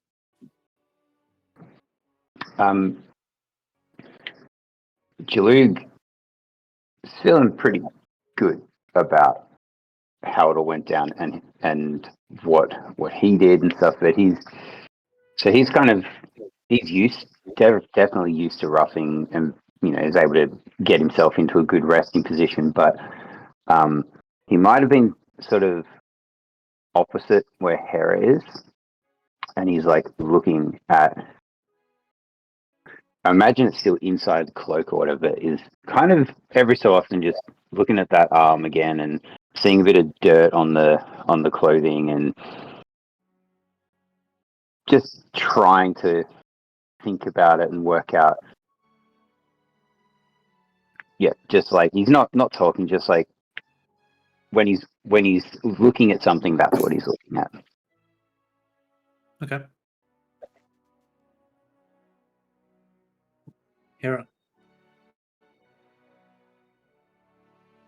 Sure, there's a lot going through that head. Yeah, couple things maybe.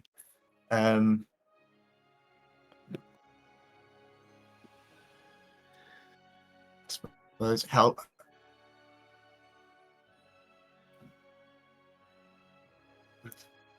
around did that and left. How long would it have taken us, realistically-ish, to get out of the university into the train and? I think a decent hour or two.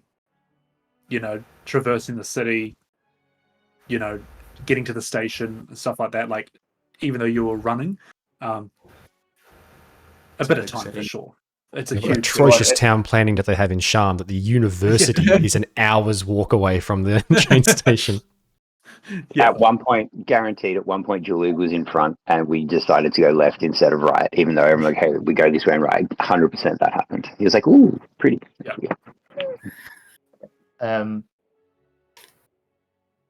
We'll probably be sitting next to Molokov. I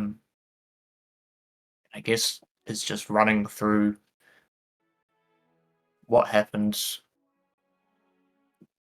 in the university, what happened with the crown, that both teams were trying to get it. We seem to have thwarted at least that initial plan, but I guess Hera's probably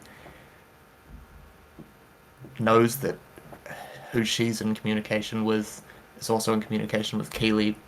How many more people is he in communication with? How badly thwarted are these plans, and whether or not we can get a little bit more information, but I know there's risk involved in that, so we'll probably talk to Molokov, and it's once we've probably been on the train for an hour, maybe it's been quite silent, like we had a pretty big event just go down, but I'm also waiting because I know that Old Love was silenced, and I want to wait until she could talk before I think about checking in on her, and I'll sort of suggest that to Molokov, whether we know their plans aren't finished. Is it worth me trying to look at Keeley and see where she went, who she's with, who else is around, what they're talking about? I assume she's urgently going to make a new plan, so. Or, on the other hand, I thought about maybe whether I look at her father, Josu, and see what whether they're at the university, whether I can see what's going on there. Is that something that you think we should do? I think sort of as you start talking, first of all, it almost knocks Molokov out of a. Definitely wasn't sleeping, but he would have been deep in thought, and even as you're talking, he's almost watching your hand now that he's noticed it. It's definitely noticeable now. Yeah, and he's like he's hearing, like he can hear what you're saying, but it's always like, what does this matter? That's not you right in front of me. You know what I mean? Yeah. But I think at the mentioning of the names Keeley and Josu, again snaps him out of it, and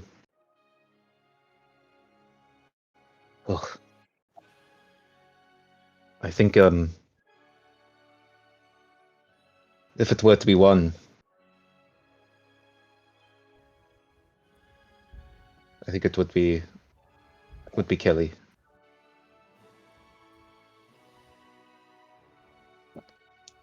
Okay. So Can I overhear you? Or is this a hushed conversation? not hushed. I assume the five of us are, like he would have said, we would have found space Like between quarters, yeah. some crates. Yeah, like where to get. I've probably waited till everyone else on the carriage sort of looks like they're into a slumber. Yep. And or if anything, not paying us any mind. Like Yeah, they've all pulled out their Switch, and they've started, or they're watching Lord of the My Rings. mask's on. that one guy that doesn't have fucking headphones that's just watching YouTube on full volume. Or just reels, and Yeah.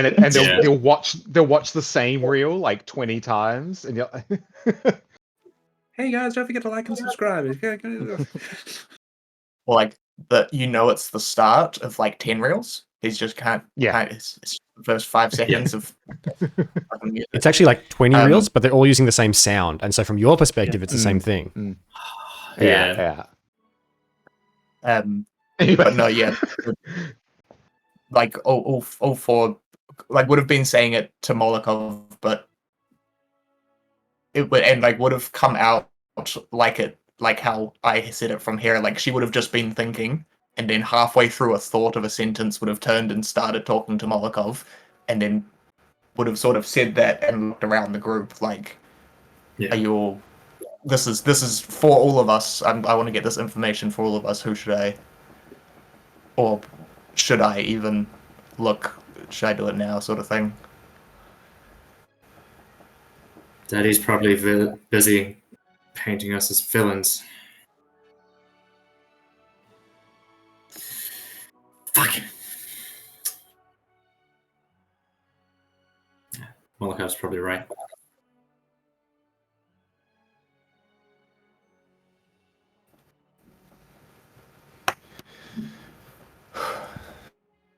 Okay. This will take me a minute or two, or 10 specifically. I suppose we'll have a look, and I will dig into my satchel and pull out my crystal ball and sort of push myself up against the wall so I'm definitely sort of out of vision of anyone walking around or looking.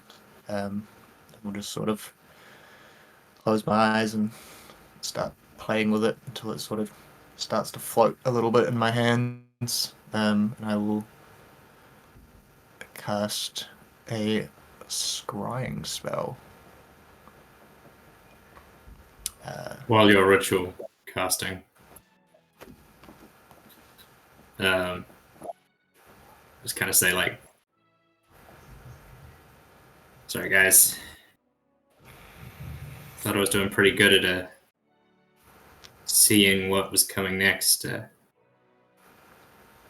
Just kind of playing with the broken lens. Didn't see this. Don't know what's coming next.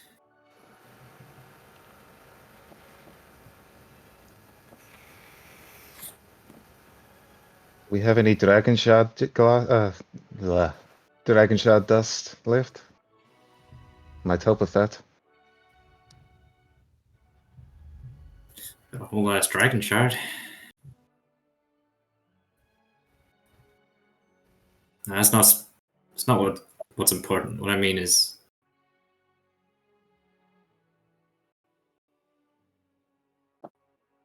I look directly at Molokov, and in your head, you hear my voice say,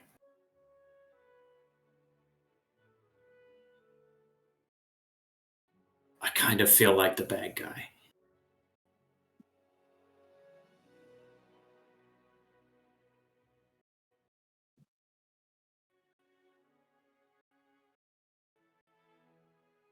And then out loud, I'll just say,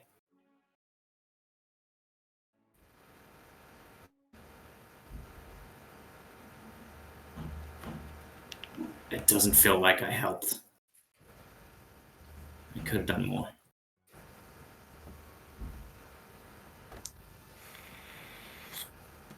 If I don't know if whatever just happened, Molokov's first thought in his head is, "This is new."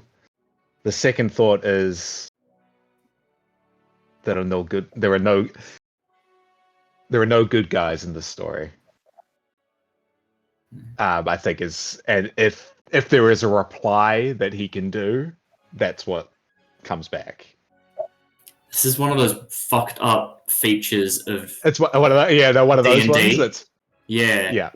Like rules is written, telepathy's both ways, but this particular feature. That's...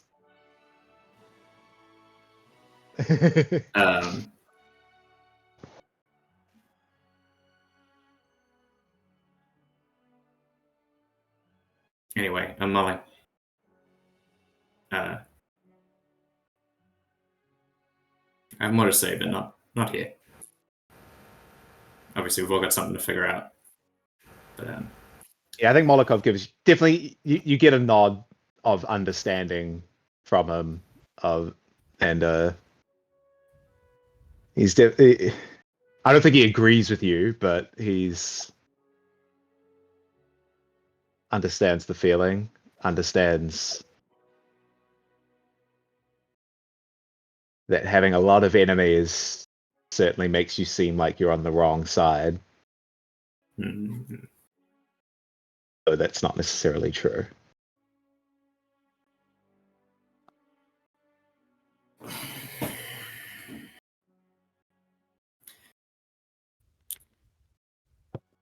If you think you've got it, I'll toss you the welded but fractured lens.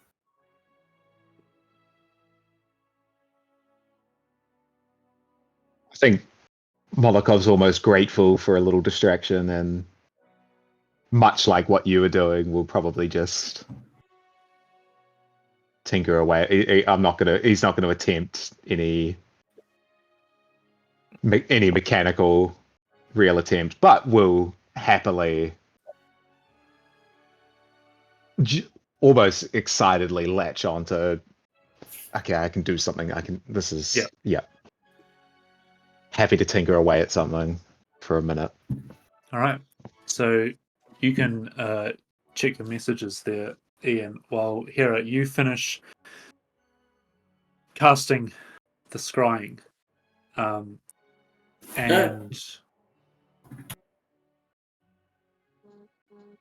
I want to know who you're scrying on and what that looks like. Okay, so I am going to scry on Kelly Keeling. I'm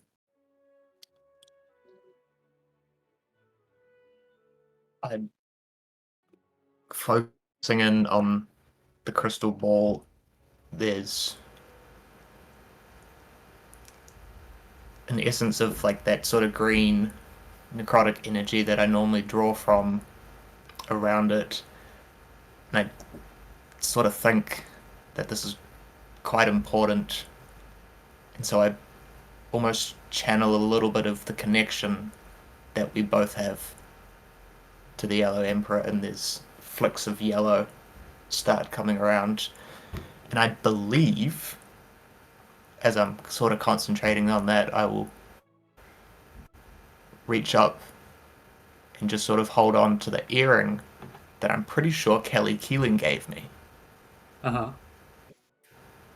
way back when we first saved her in the little town thing. Yeah. And just that little extra bit of connection.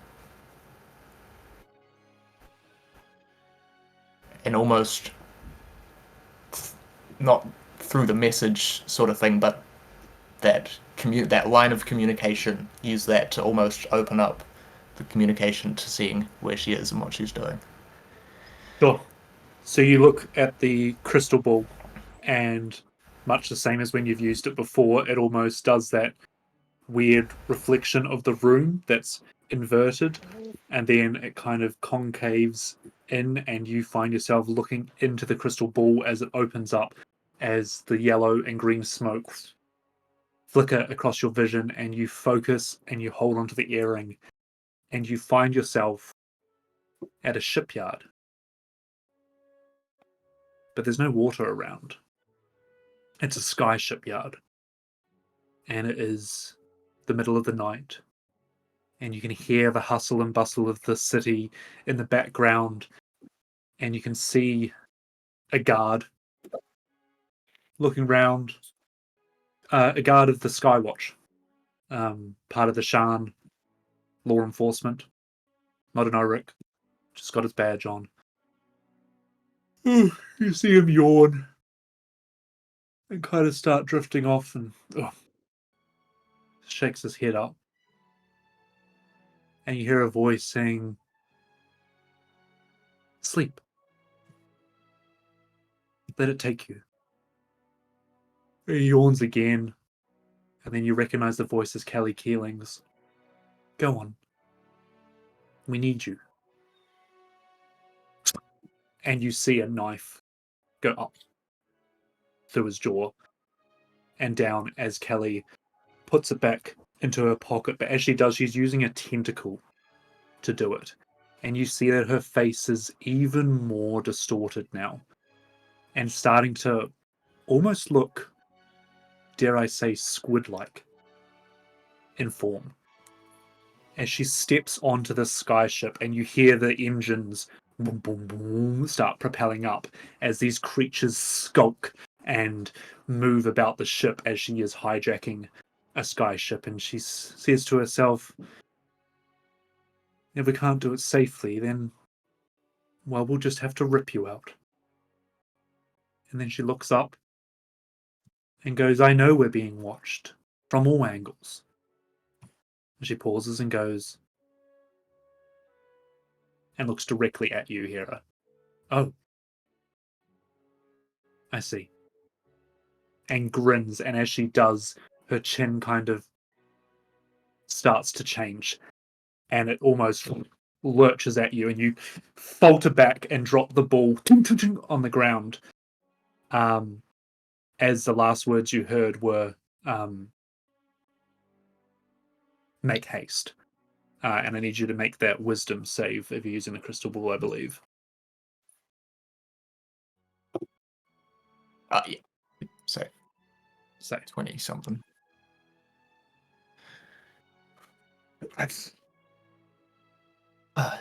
Shit.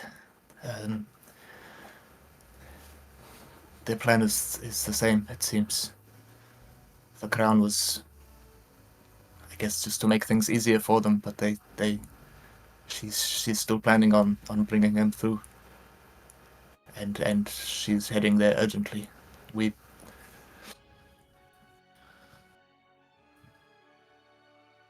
Shit.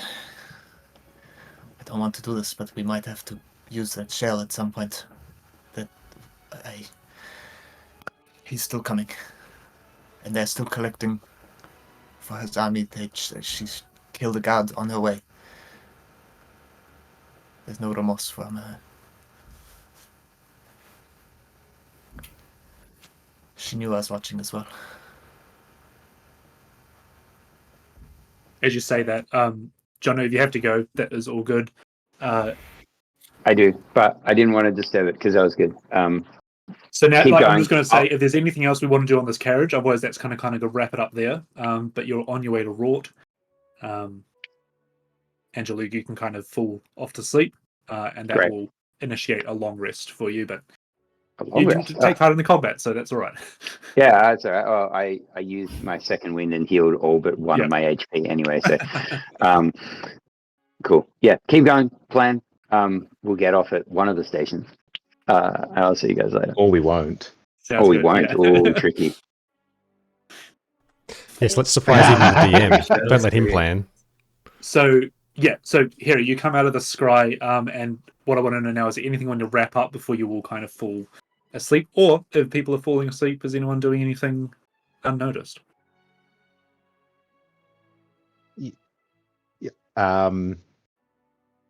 If we are doing the sort of wrap up, like I imagine we will have a little conversation surrounding this, but no matter how we go, yeah, no matter how like that sort of all goes, I think half keeping a watch on her and half like knowing what the crown would have done to it, to her already power hungry mind, and also just knowing everything that's going on. I think Molokov will definitely be falling asleep almost up against Hera, even potentially in the most platonic way I can say it, of taking that wounded hand and sort of just clasping it in his own, and not wounded, the necrotic hand, and very just You can definitely feel maybe that it's warm, if that's the right word. It definitely feels. You've used arcane energy before. It doesn't feel like it's casted a spell, and Hera has been casting spells all day, but like it feels, off.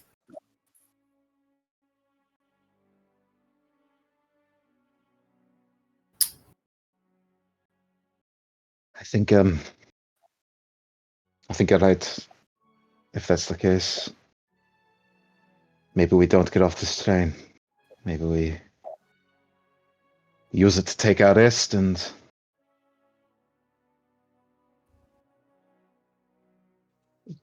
try to beat her to whatever we're running to.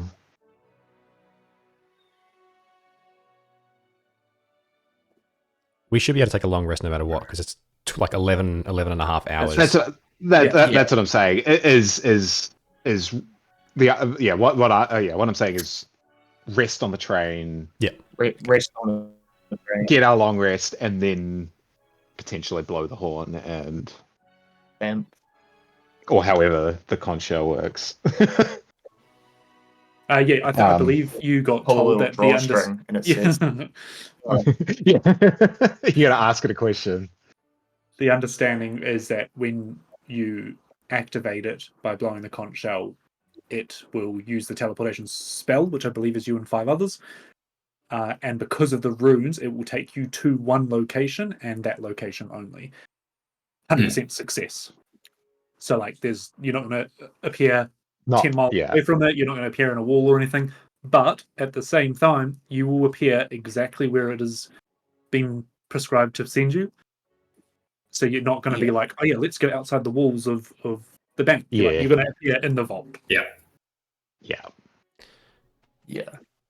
That's what's playing on my mind. I think you're right. That's assuming that takes us in the direction we need to go. Mm-hmm. Well, yes, true. But I think the next step is this crossroads. This, it's the capital of Sire. I think I don't think there's much doubt in Molokov's mind, at least, that that's where we want to go. And even like our plan A, going to, what is it, Puck's home. Gatherhold.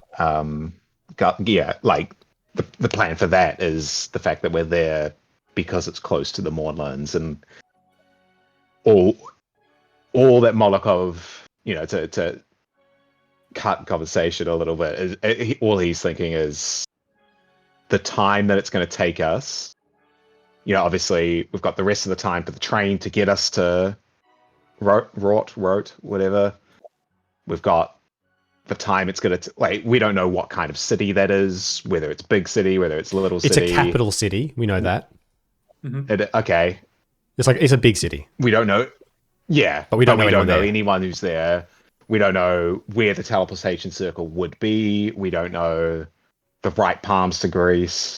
We don't, you know what I mean? Like it might take us a full day to figure out where we need to go. And I would say with party knowledge, like, some history checks, some talking to the train station owners, you could get that information for sure. But I think you're right that it's going to take time. You're going to arrive pretty much in the morning, mid-morning.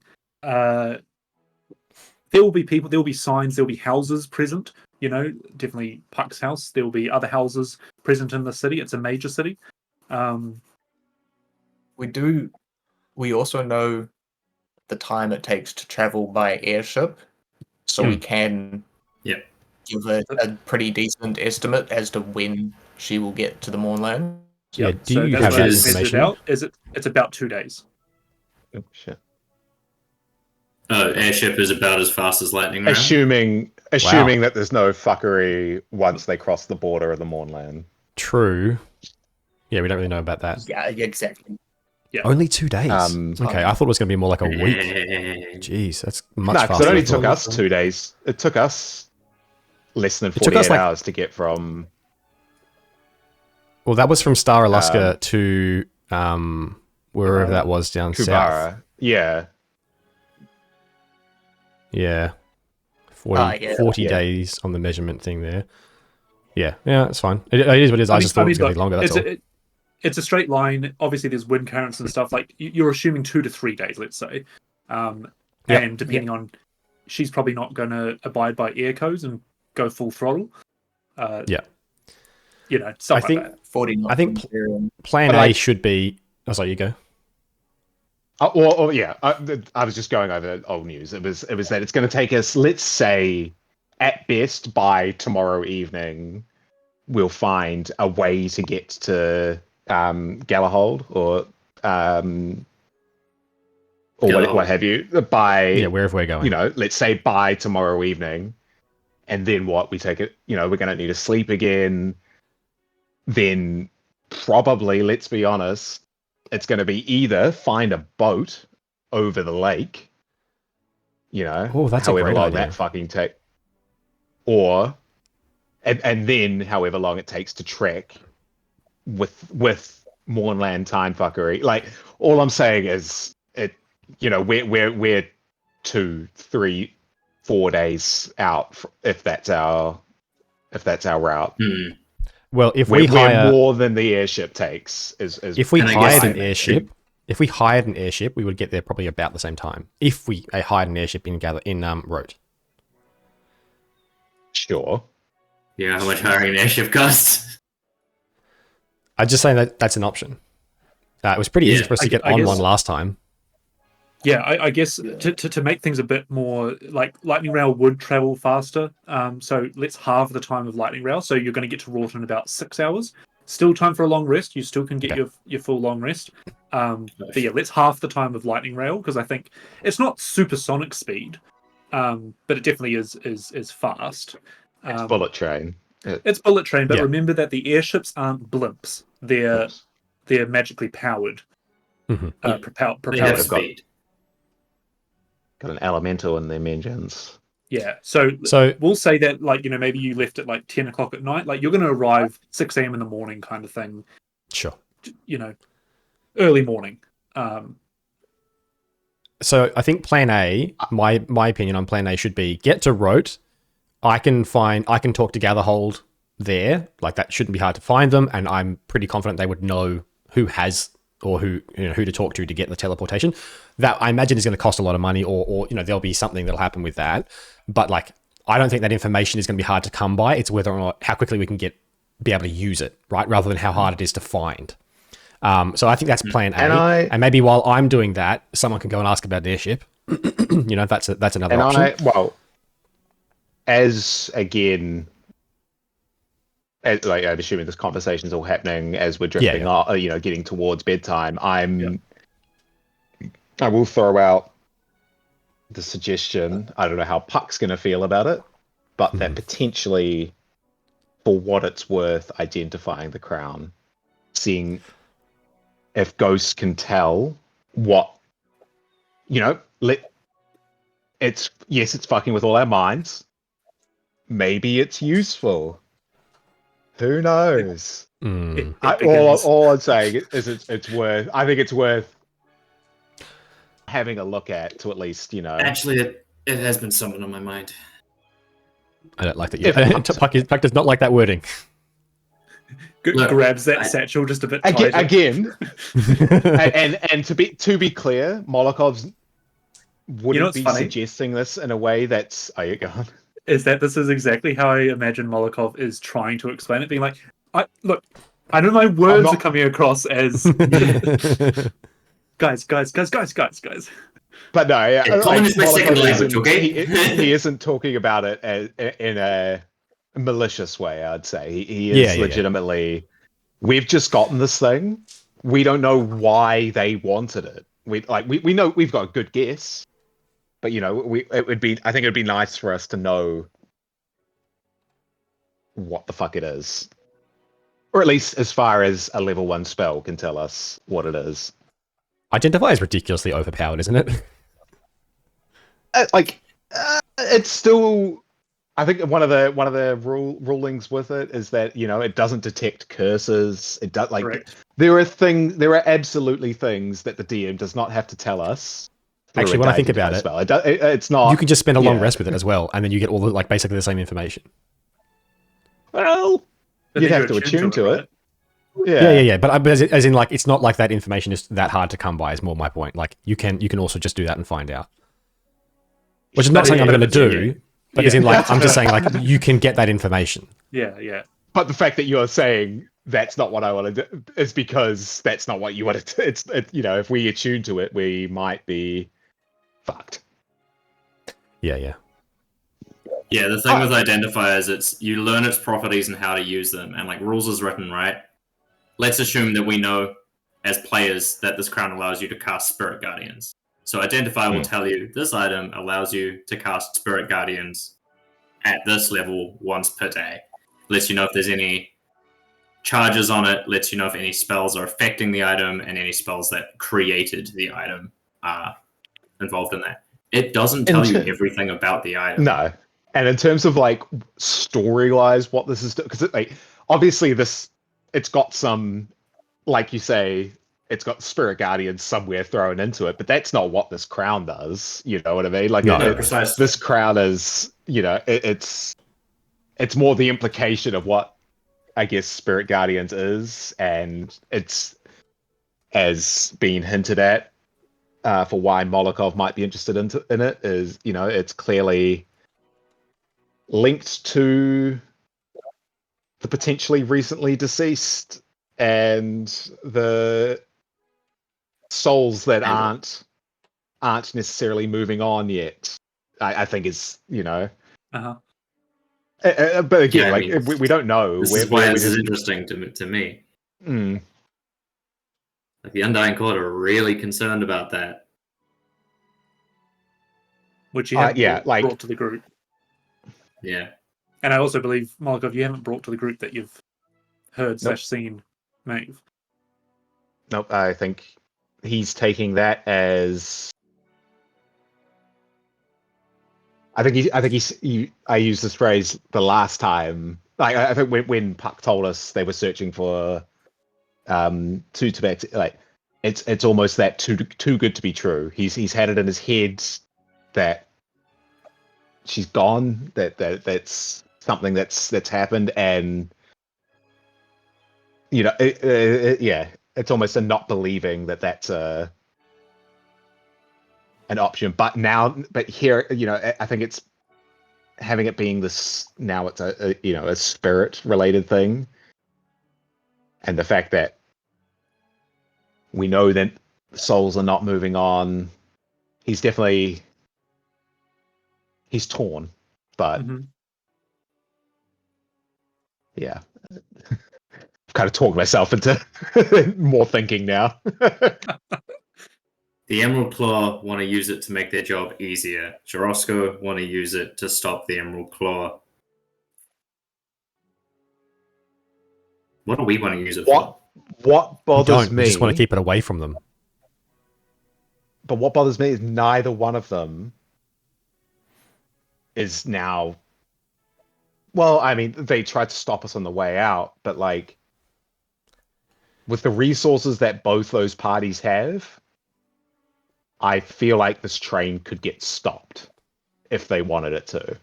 You know what I mean? Like, or could be boarded. It's owned by another noble house. I think the only way they stop it is to hijack it, kind of thing. Not that they can just like send through a radio order kind of idea. I think the only way it gets stopped is if they block the path, basically. Do you know what I mean? I mean, Jorosco attempted to do a pretty good job at that in Shan. That's why I don't think that they were able. I think that's what they were able to do with the time they had. I don't think that they were able to. And remember, this isn't the entirety of House Jorosco, whatever. This is this particular small group of it. Yeah, true. Like these are not like these are much more powerful groups than us, but these aren't continental powers. You know, this isn't like we're not going up against the actual House Jorosco. We would be dead in a minute if we were actually going up against one of the big houses, kind of thing. Like they have so much more power than anything else. So anyway, yeah, but just like good thing we haven't got a full big house on our tail. Good thing no big houses hate anyone on this team, eh? Oh yeah, isn't that great? But you're a small fry. You are a small fry in a no. I don't know. That small fry has been getting extra crispy recently.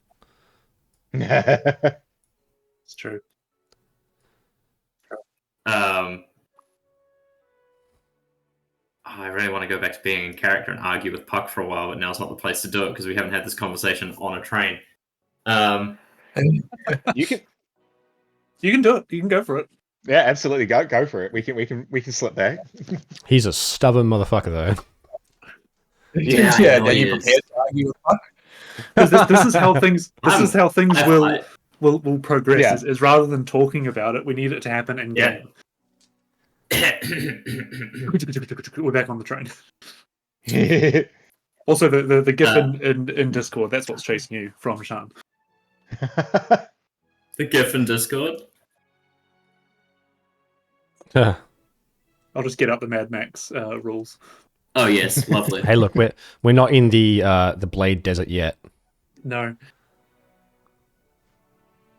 That's what I imagined the Blade Desert would be, except on dinosaurs. Molokov is fully prepared to put a flamethrower on Swiftscale. We get the burning hand spell, don't we? Absolutely, we do. Maybe that's certain artificers that do. I think Molokov's right. In the sense that I don't think it's such a bad thing to take a look. And before you start lecturing me, Puck, on the fact that is a horrible idea and all of the rest of it. Oh, fuck me. I've got Spotify playing in my ears for some reason. Oh, he's frozen now. Hello. Okay, he's back. No, there we go. All right, gotcha. I don't think that's the case. This is personal. This is just coming from me. Like, I'm ignoring this whole Seeker thing and whatever it means for a really long time, but perhaps this seems like the right situation that I could actually make a difference in that aspect. I'm not saying it's a good thing. I'm not saying we should use it. However, if it helps the entities that have been visiting me and they're addressing their concerns, then maybe it's a tool. I don't think there's a problem with looking at what it can do, but there have to be some very long discussions about whether or not it's used. I hate to be that guy and kind of point out the irony of that statement, but Hera did a thing and trusted us to keep an eye on her and Are you saying look this in out for front of her and everyone? make sure we're on the right track. I would say yeah. Everyone's still awake. Sorry for Did a Michael's what? reference. Have we not? Nope. Molokov I wouldn't have- certainly I does wouldn't have not just- know. Yeah, yeah. You say this is a thing that we all know, and the other two people who are here, and I assume Jono or Jalug are all just like, Yeah. what? This is why I didn't want to give it to her. Sorry. No, I know it was Molokov is a not. I know it was a faux pas on your behalf, Michael, but I think Yeah. in this situation, I think Ghost You know might what? have just said it normally, and because remember you heard it when Kira was telling her story to Tavash. Yep. I fucked myself up here. Fuck. That's right. If it's any Again, Molokov consolation is pretty sure. how- Go down. Sorry, continue. if it's any consolation how Ghost would have gone to say that, or like maybe in the setting, not that he would have specifically excluded, but the way that we were sitting and with that spry, and to be fair, Hera's probably pretty fucking scared at the moment because she knows who's coming and thought that they had sort of put a stop to that, but apparently we just made it slightly harder for them. And with Molokov, like I would have been still next to him, I guess, maybe like head on his shoulder. He was holding her hand. Hera probably has fallen asleep pretty quickly. Okay. So if Ghost saw at least Hera was asleep, he might have gone, I'm just going to say this. We can Nope, that work wasn't. it That out was and a deal with Freudian it. slip. But we'll work it out. Freudians. I mean, look, it is ultimately up to you, Michael. I think it adds to the story that Ghost lets it slip. I think if it makes That goes makes against the this point he was trying to conversation make. go- Because the reason I say that is because it seems like Dale is okay with that. Yeah. Oh, yeah, for sure. I think if it makes does, however, go against the the point I whole was convers- trying to make. no, that's sort of Kind of if fucks it me makes up. the conversation go better between you two, being that you both already know. I think if Molokov did hear it, oh, you didn't know either. Okay, Puck doesn't know. I think Puck doesn't right. know. Okay. For some reason, I got mixed up at the fact I thought that there had been a certain amount that Hera had told everyone in the fucking, what do you call it, dorms, without like giving everything away. Had kind of been. Tell you Yeah, what, I've been keeping I an think- eye on them. Kind Ta- I tell you think what, we'd hit a Molotov, sorry. give me a perception check with a DC Yep. of 16. sure. Straight roll. 16 or higher, you overhear it and you can decide what you want to do. Because Ghost, you're I was talking gonna to say- Puck, correct? I was going to say as I was well, I talking think with both of them, I guess. what you're thinking, Michael, is when we were talking to Efran, I asked sort of specific questions, and I think Molokov got suspicious of me, or a little bit worried at the fact I knew what questions to ask and the way I was asking them. So yeah, Maybe I do the have a way- head injury. Molokov was already pretty certain that Hera had done something bad. I think that had already been implied, and that's obviously coming out. You know, he's sort of realizing that with the necrotic spreading across, and you know, her weird. Obviously, he doesn't know that she just ate dirt and stuff. But like, he knows weird shit's going on. I got a 19. Okay. So Molokov hears this, Yep. but I think if Hera was nodding off, he would have also, I think that would have almost calmed him down enough to, he would also be nodding off. I think his eye almost just opens, hearing it, and then Yep. he And- closes his eyes again and sort of feels Hera against him, and I don't want this to come across as a bad thing that you've done, Michael. I think it's good No, for no, the no. story. That's okay. Let's just keep role playing it out because I just need to. Yeah. I literally yeah. forgot the context of What that. I'm saying so is now I'm gonna Molotov reshape will the not context. react. Okay. Molotov will Carry not on. react. Carry on. Carry on. The What I irony will of say that instead statement. is not like Hera did a thing, as in like pointing that out like you know it. Is say like something to the extent of like what I'll let slip is look, Hera trusts us to look after her in dealing with dark things, something to that extent, rather than being like, oh hey, you already know this. As in, so I'll let that information push forward of like I know something about Hera. That she's trusted with me, and I'm looking after her as we all look after each other is the extent of what I say in that statement. Okay.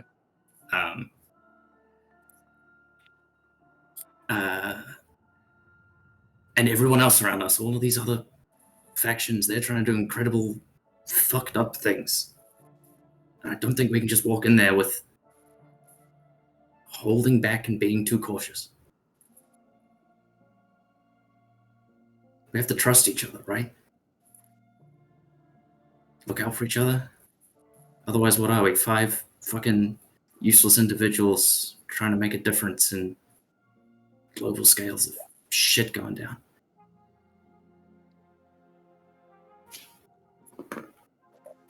Bit of a wolfish grin at the, we have to trust each other kind of thing.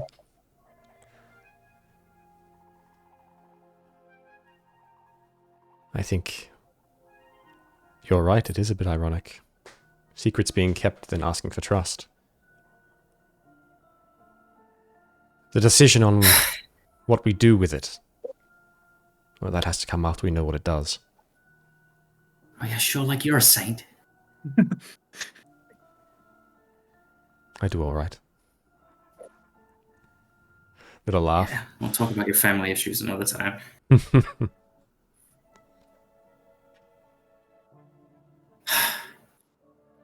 Can we at least agree to look into it?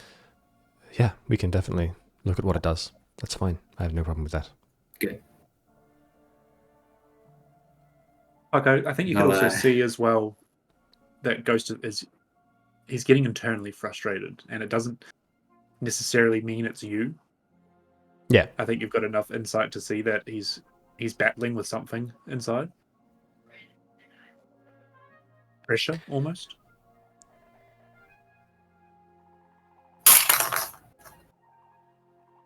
Breaks the geometry scene again. Is this something you're wanting to do now? You want to look at it now? I kind of look around the cabin.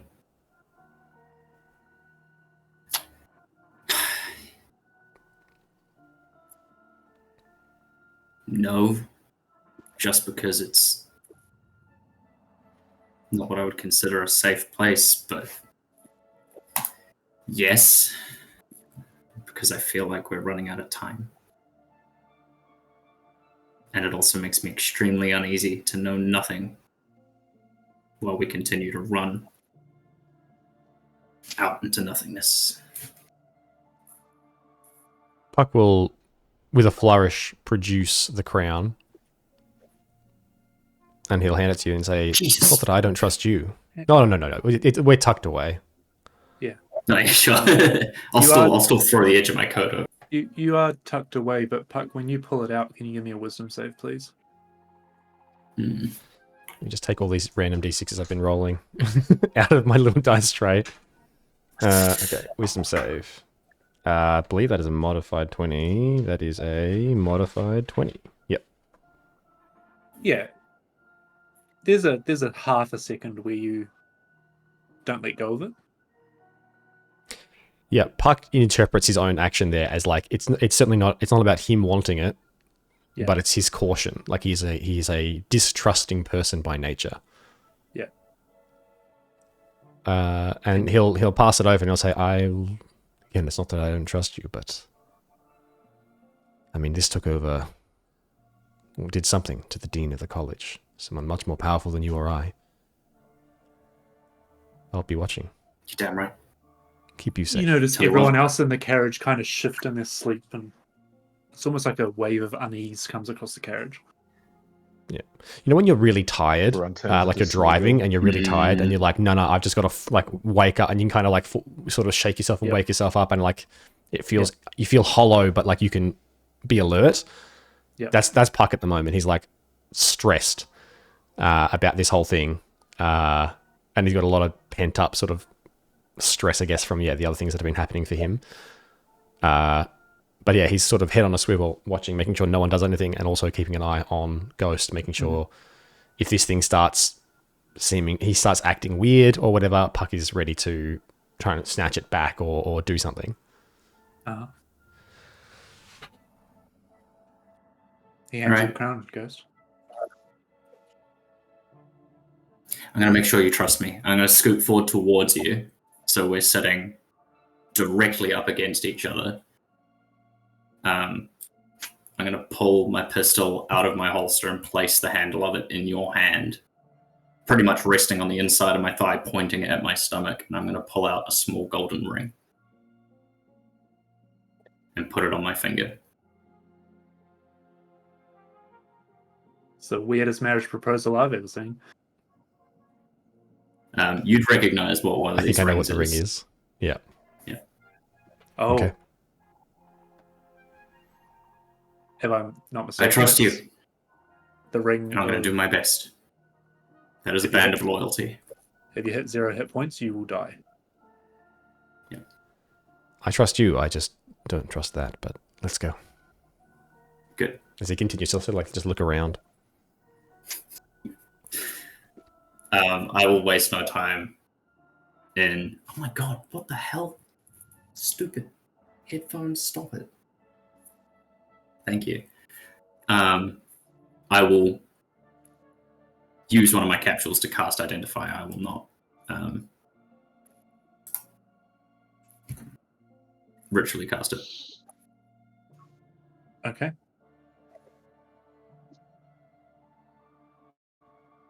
You look at this crown sitting in your lap, and you turn it, and you use your lenses and tools to start gaining some arcane energy from it, to learn what this does, in a way. And I'm going to need you to roll me an Arcana check, as this doesn't seem like a straightforward magic item.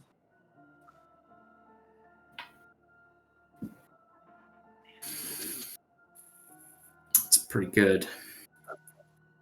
It's not the best, but it's pretty good. I will Flash of Genius it as well.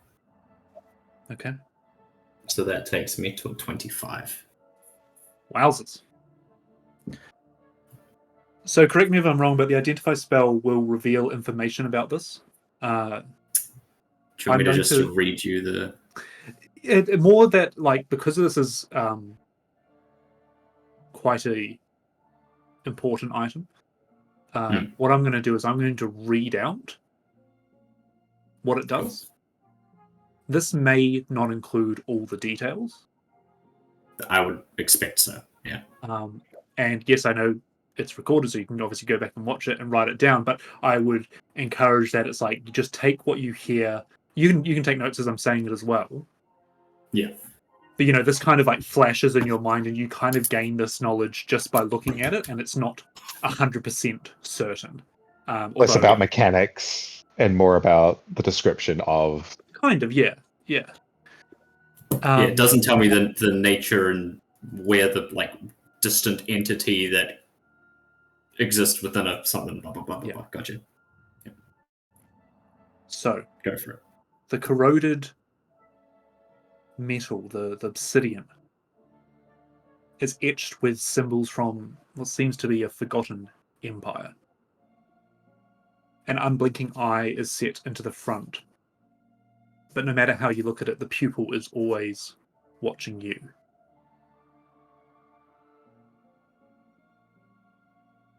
It seems to have an aura about it. You must attune to this item, and the item almost wants to be attuned to. You gather that it has some sort of sentience behind it.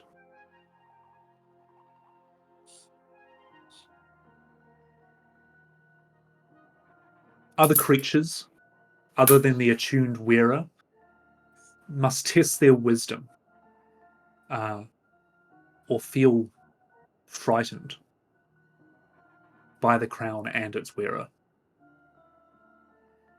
You can tell that casting spells within the aura of this crown creates an unstable rift between this plane and Dol-Ur, the realm of the dead.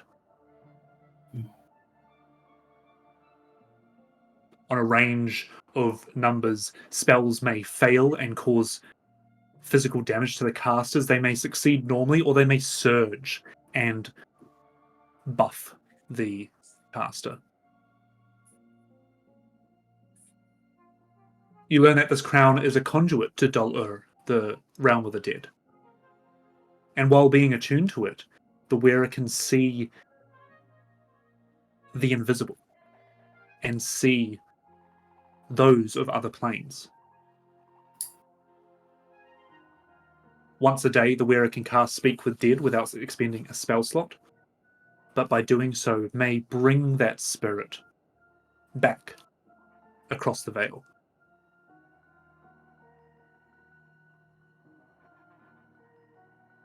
You feel that the tendrils of this crown hold on to its host, and the wearer's dreams can become haunted.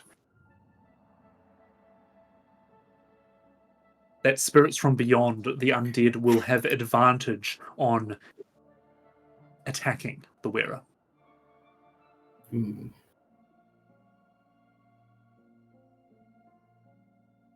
But on the flip side of that, the wearer can concentrate the rift between planes, and in a certain radius can put out necrotic damage.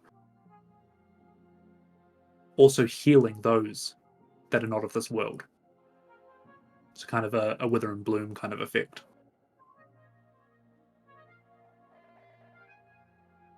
Like I said, at the front, that the lidless crown is some sort of sentience, and you get that the sentience leans definitely towards the chaotic evil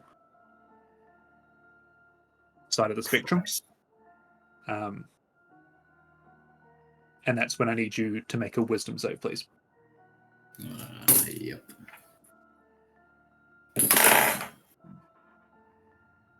Oh, thank God for that. My wisdom's really low. I'm going to use my final flash of genius to make that a 25. I rolled a 19 on the dice. The Identify spell, unfortunately, does not reveal the DC of that wisdom save, but you feel that there's an itch at the back of your head, and it's not the red energies of the Undying Court. It's something much worse, and you almost look at that pistol pointing at you. And as this information comes into your head, I'll pass it back to you. I passed that save. Yes, you did. Fuck me.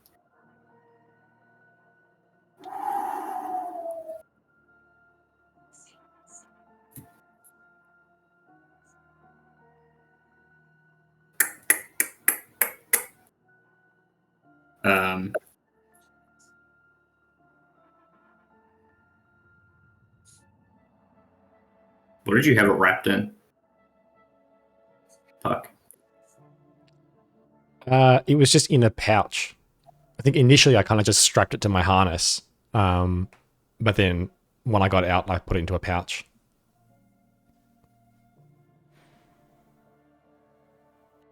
You hear in your head as Ghost like stops. His little his codex and that sort of thing. He was going through it, and many things.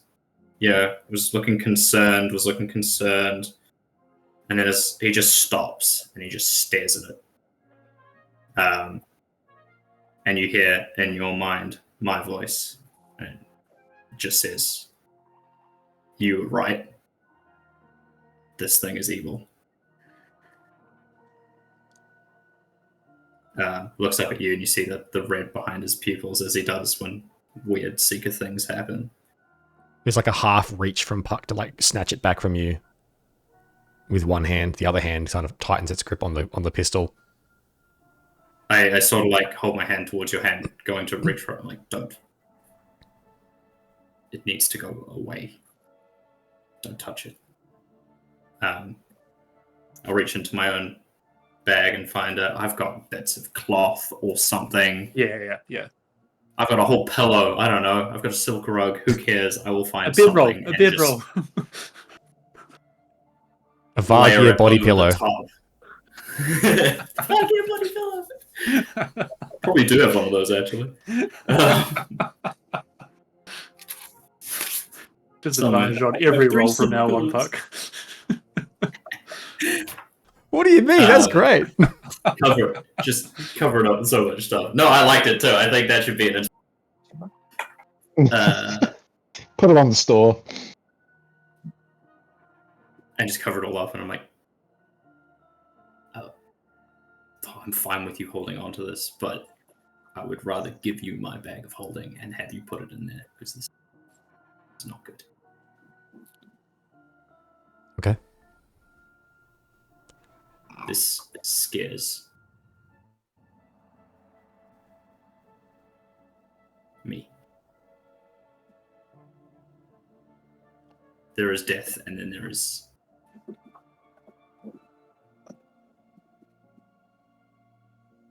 desecration. And this is beyond that. I'll push my briefcase over to you. I'll pop the latch. You want to put it in, or you want me to put it in? Yeah, I got it. Carefully, we'll wrap all the materials around it and put it in the bag of holding. It's almost as if a cool breeze comes through after months of humid weather, and you kind of almost feel that breath of relief as it disappears into the demiplane in the bag of holding. You had that deep breath. You kind of see that everyone else kind of almost slumbers in a little bit more comfortably in their sleep as this energy is gone.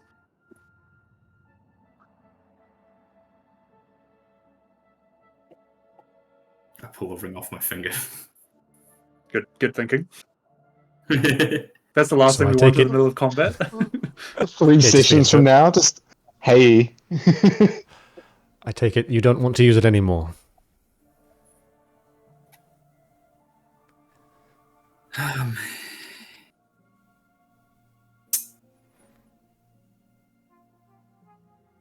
Not exactly. I don't think that is possible.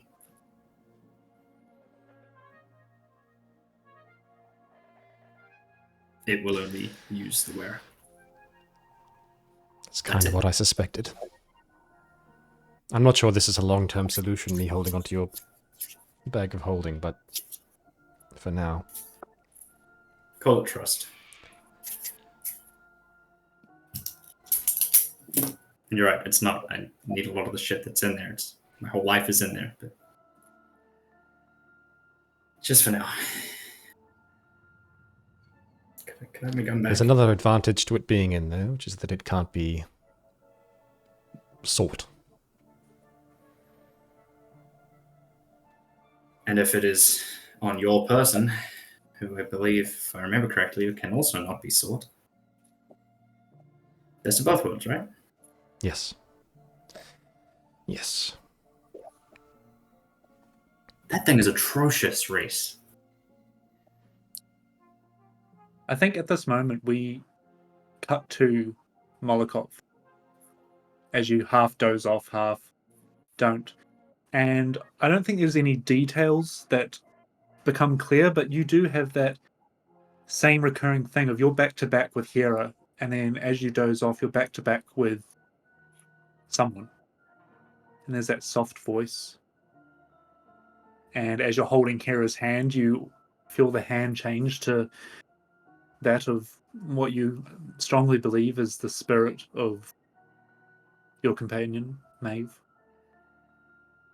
And suddenly, you falter back, and she disappears. And that wakes you as you hear the latch close on the briefcase. And you feel something missing from you once again. Gross. I think his eyes sort of do snap open, and was like watching the last of the water gurgling down the drain, sees the crown getting put away, and puts two and two together, and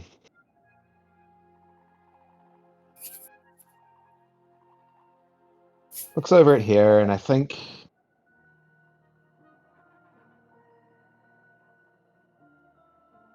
looks back at the bag, and as he's closing his eyes, sort of thinks to himself, "I'll help you too if I can." But I think in his heart, I was just gonna cap it off as I think in his heart he's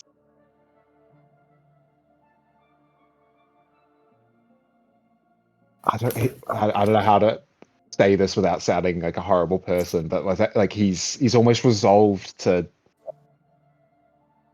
It's the living that he's worrying about, and I think this is almost confirming she is gone.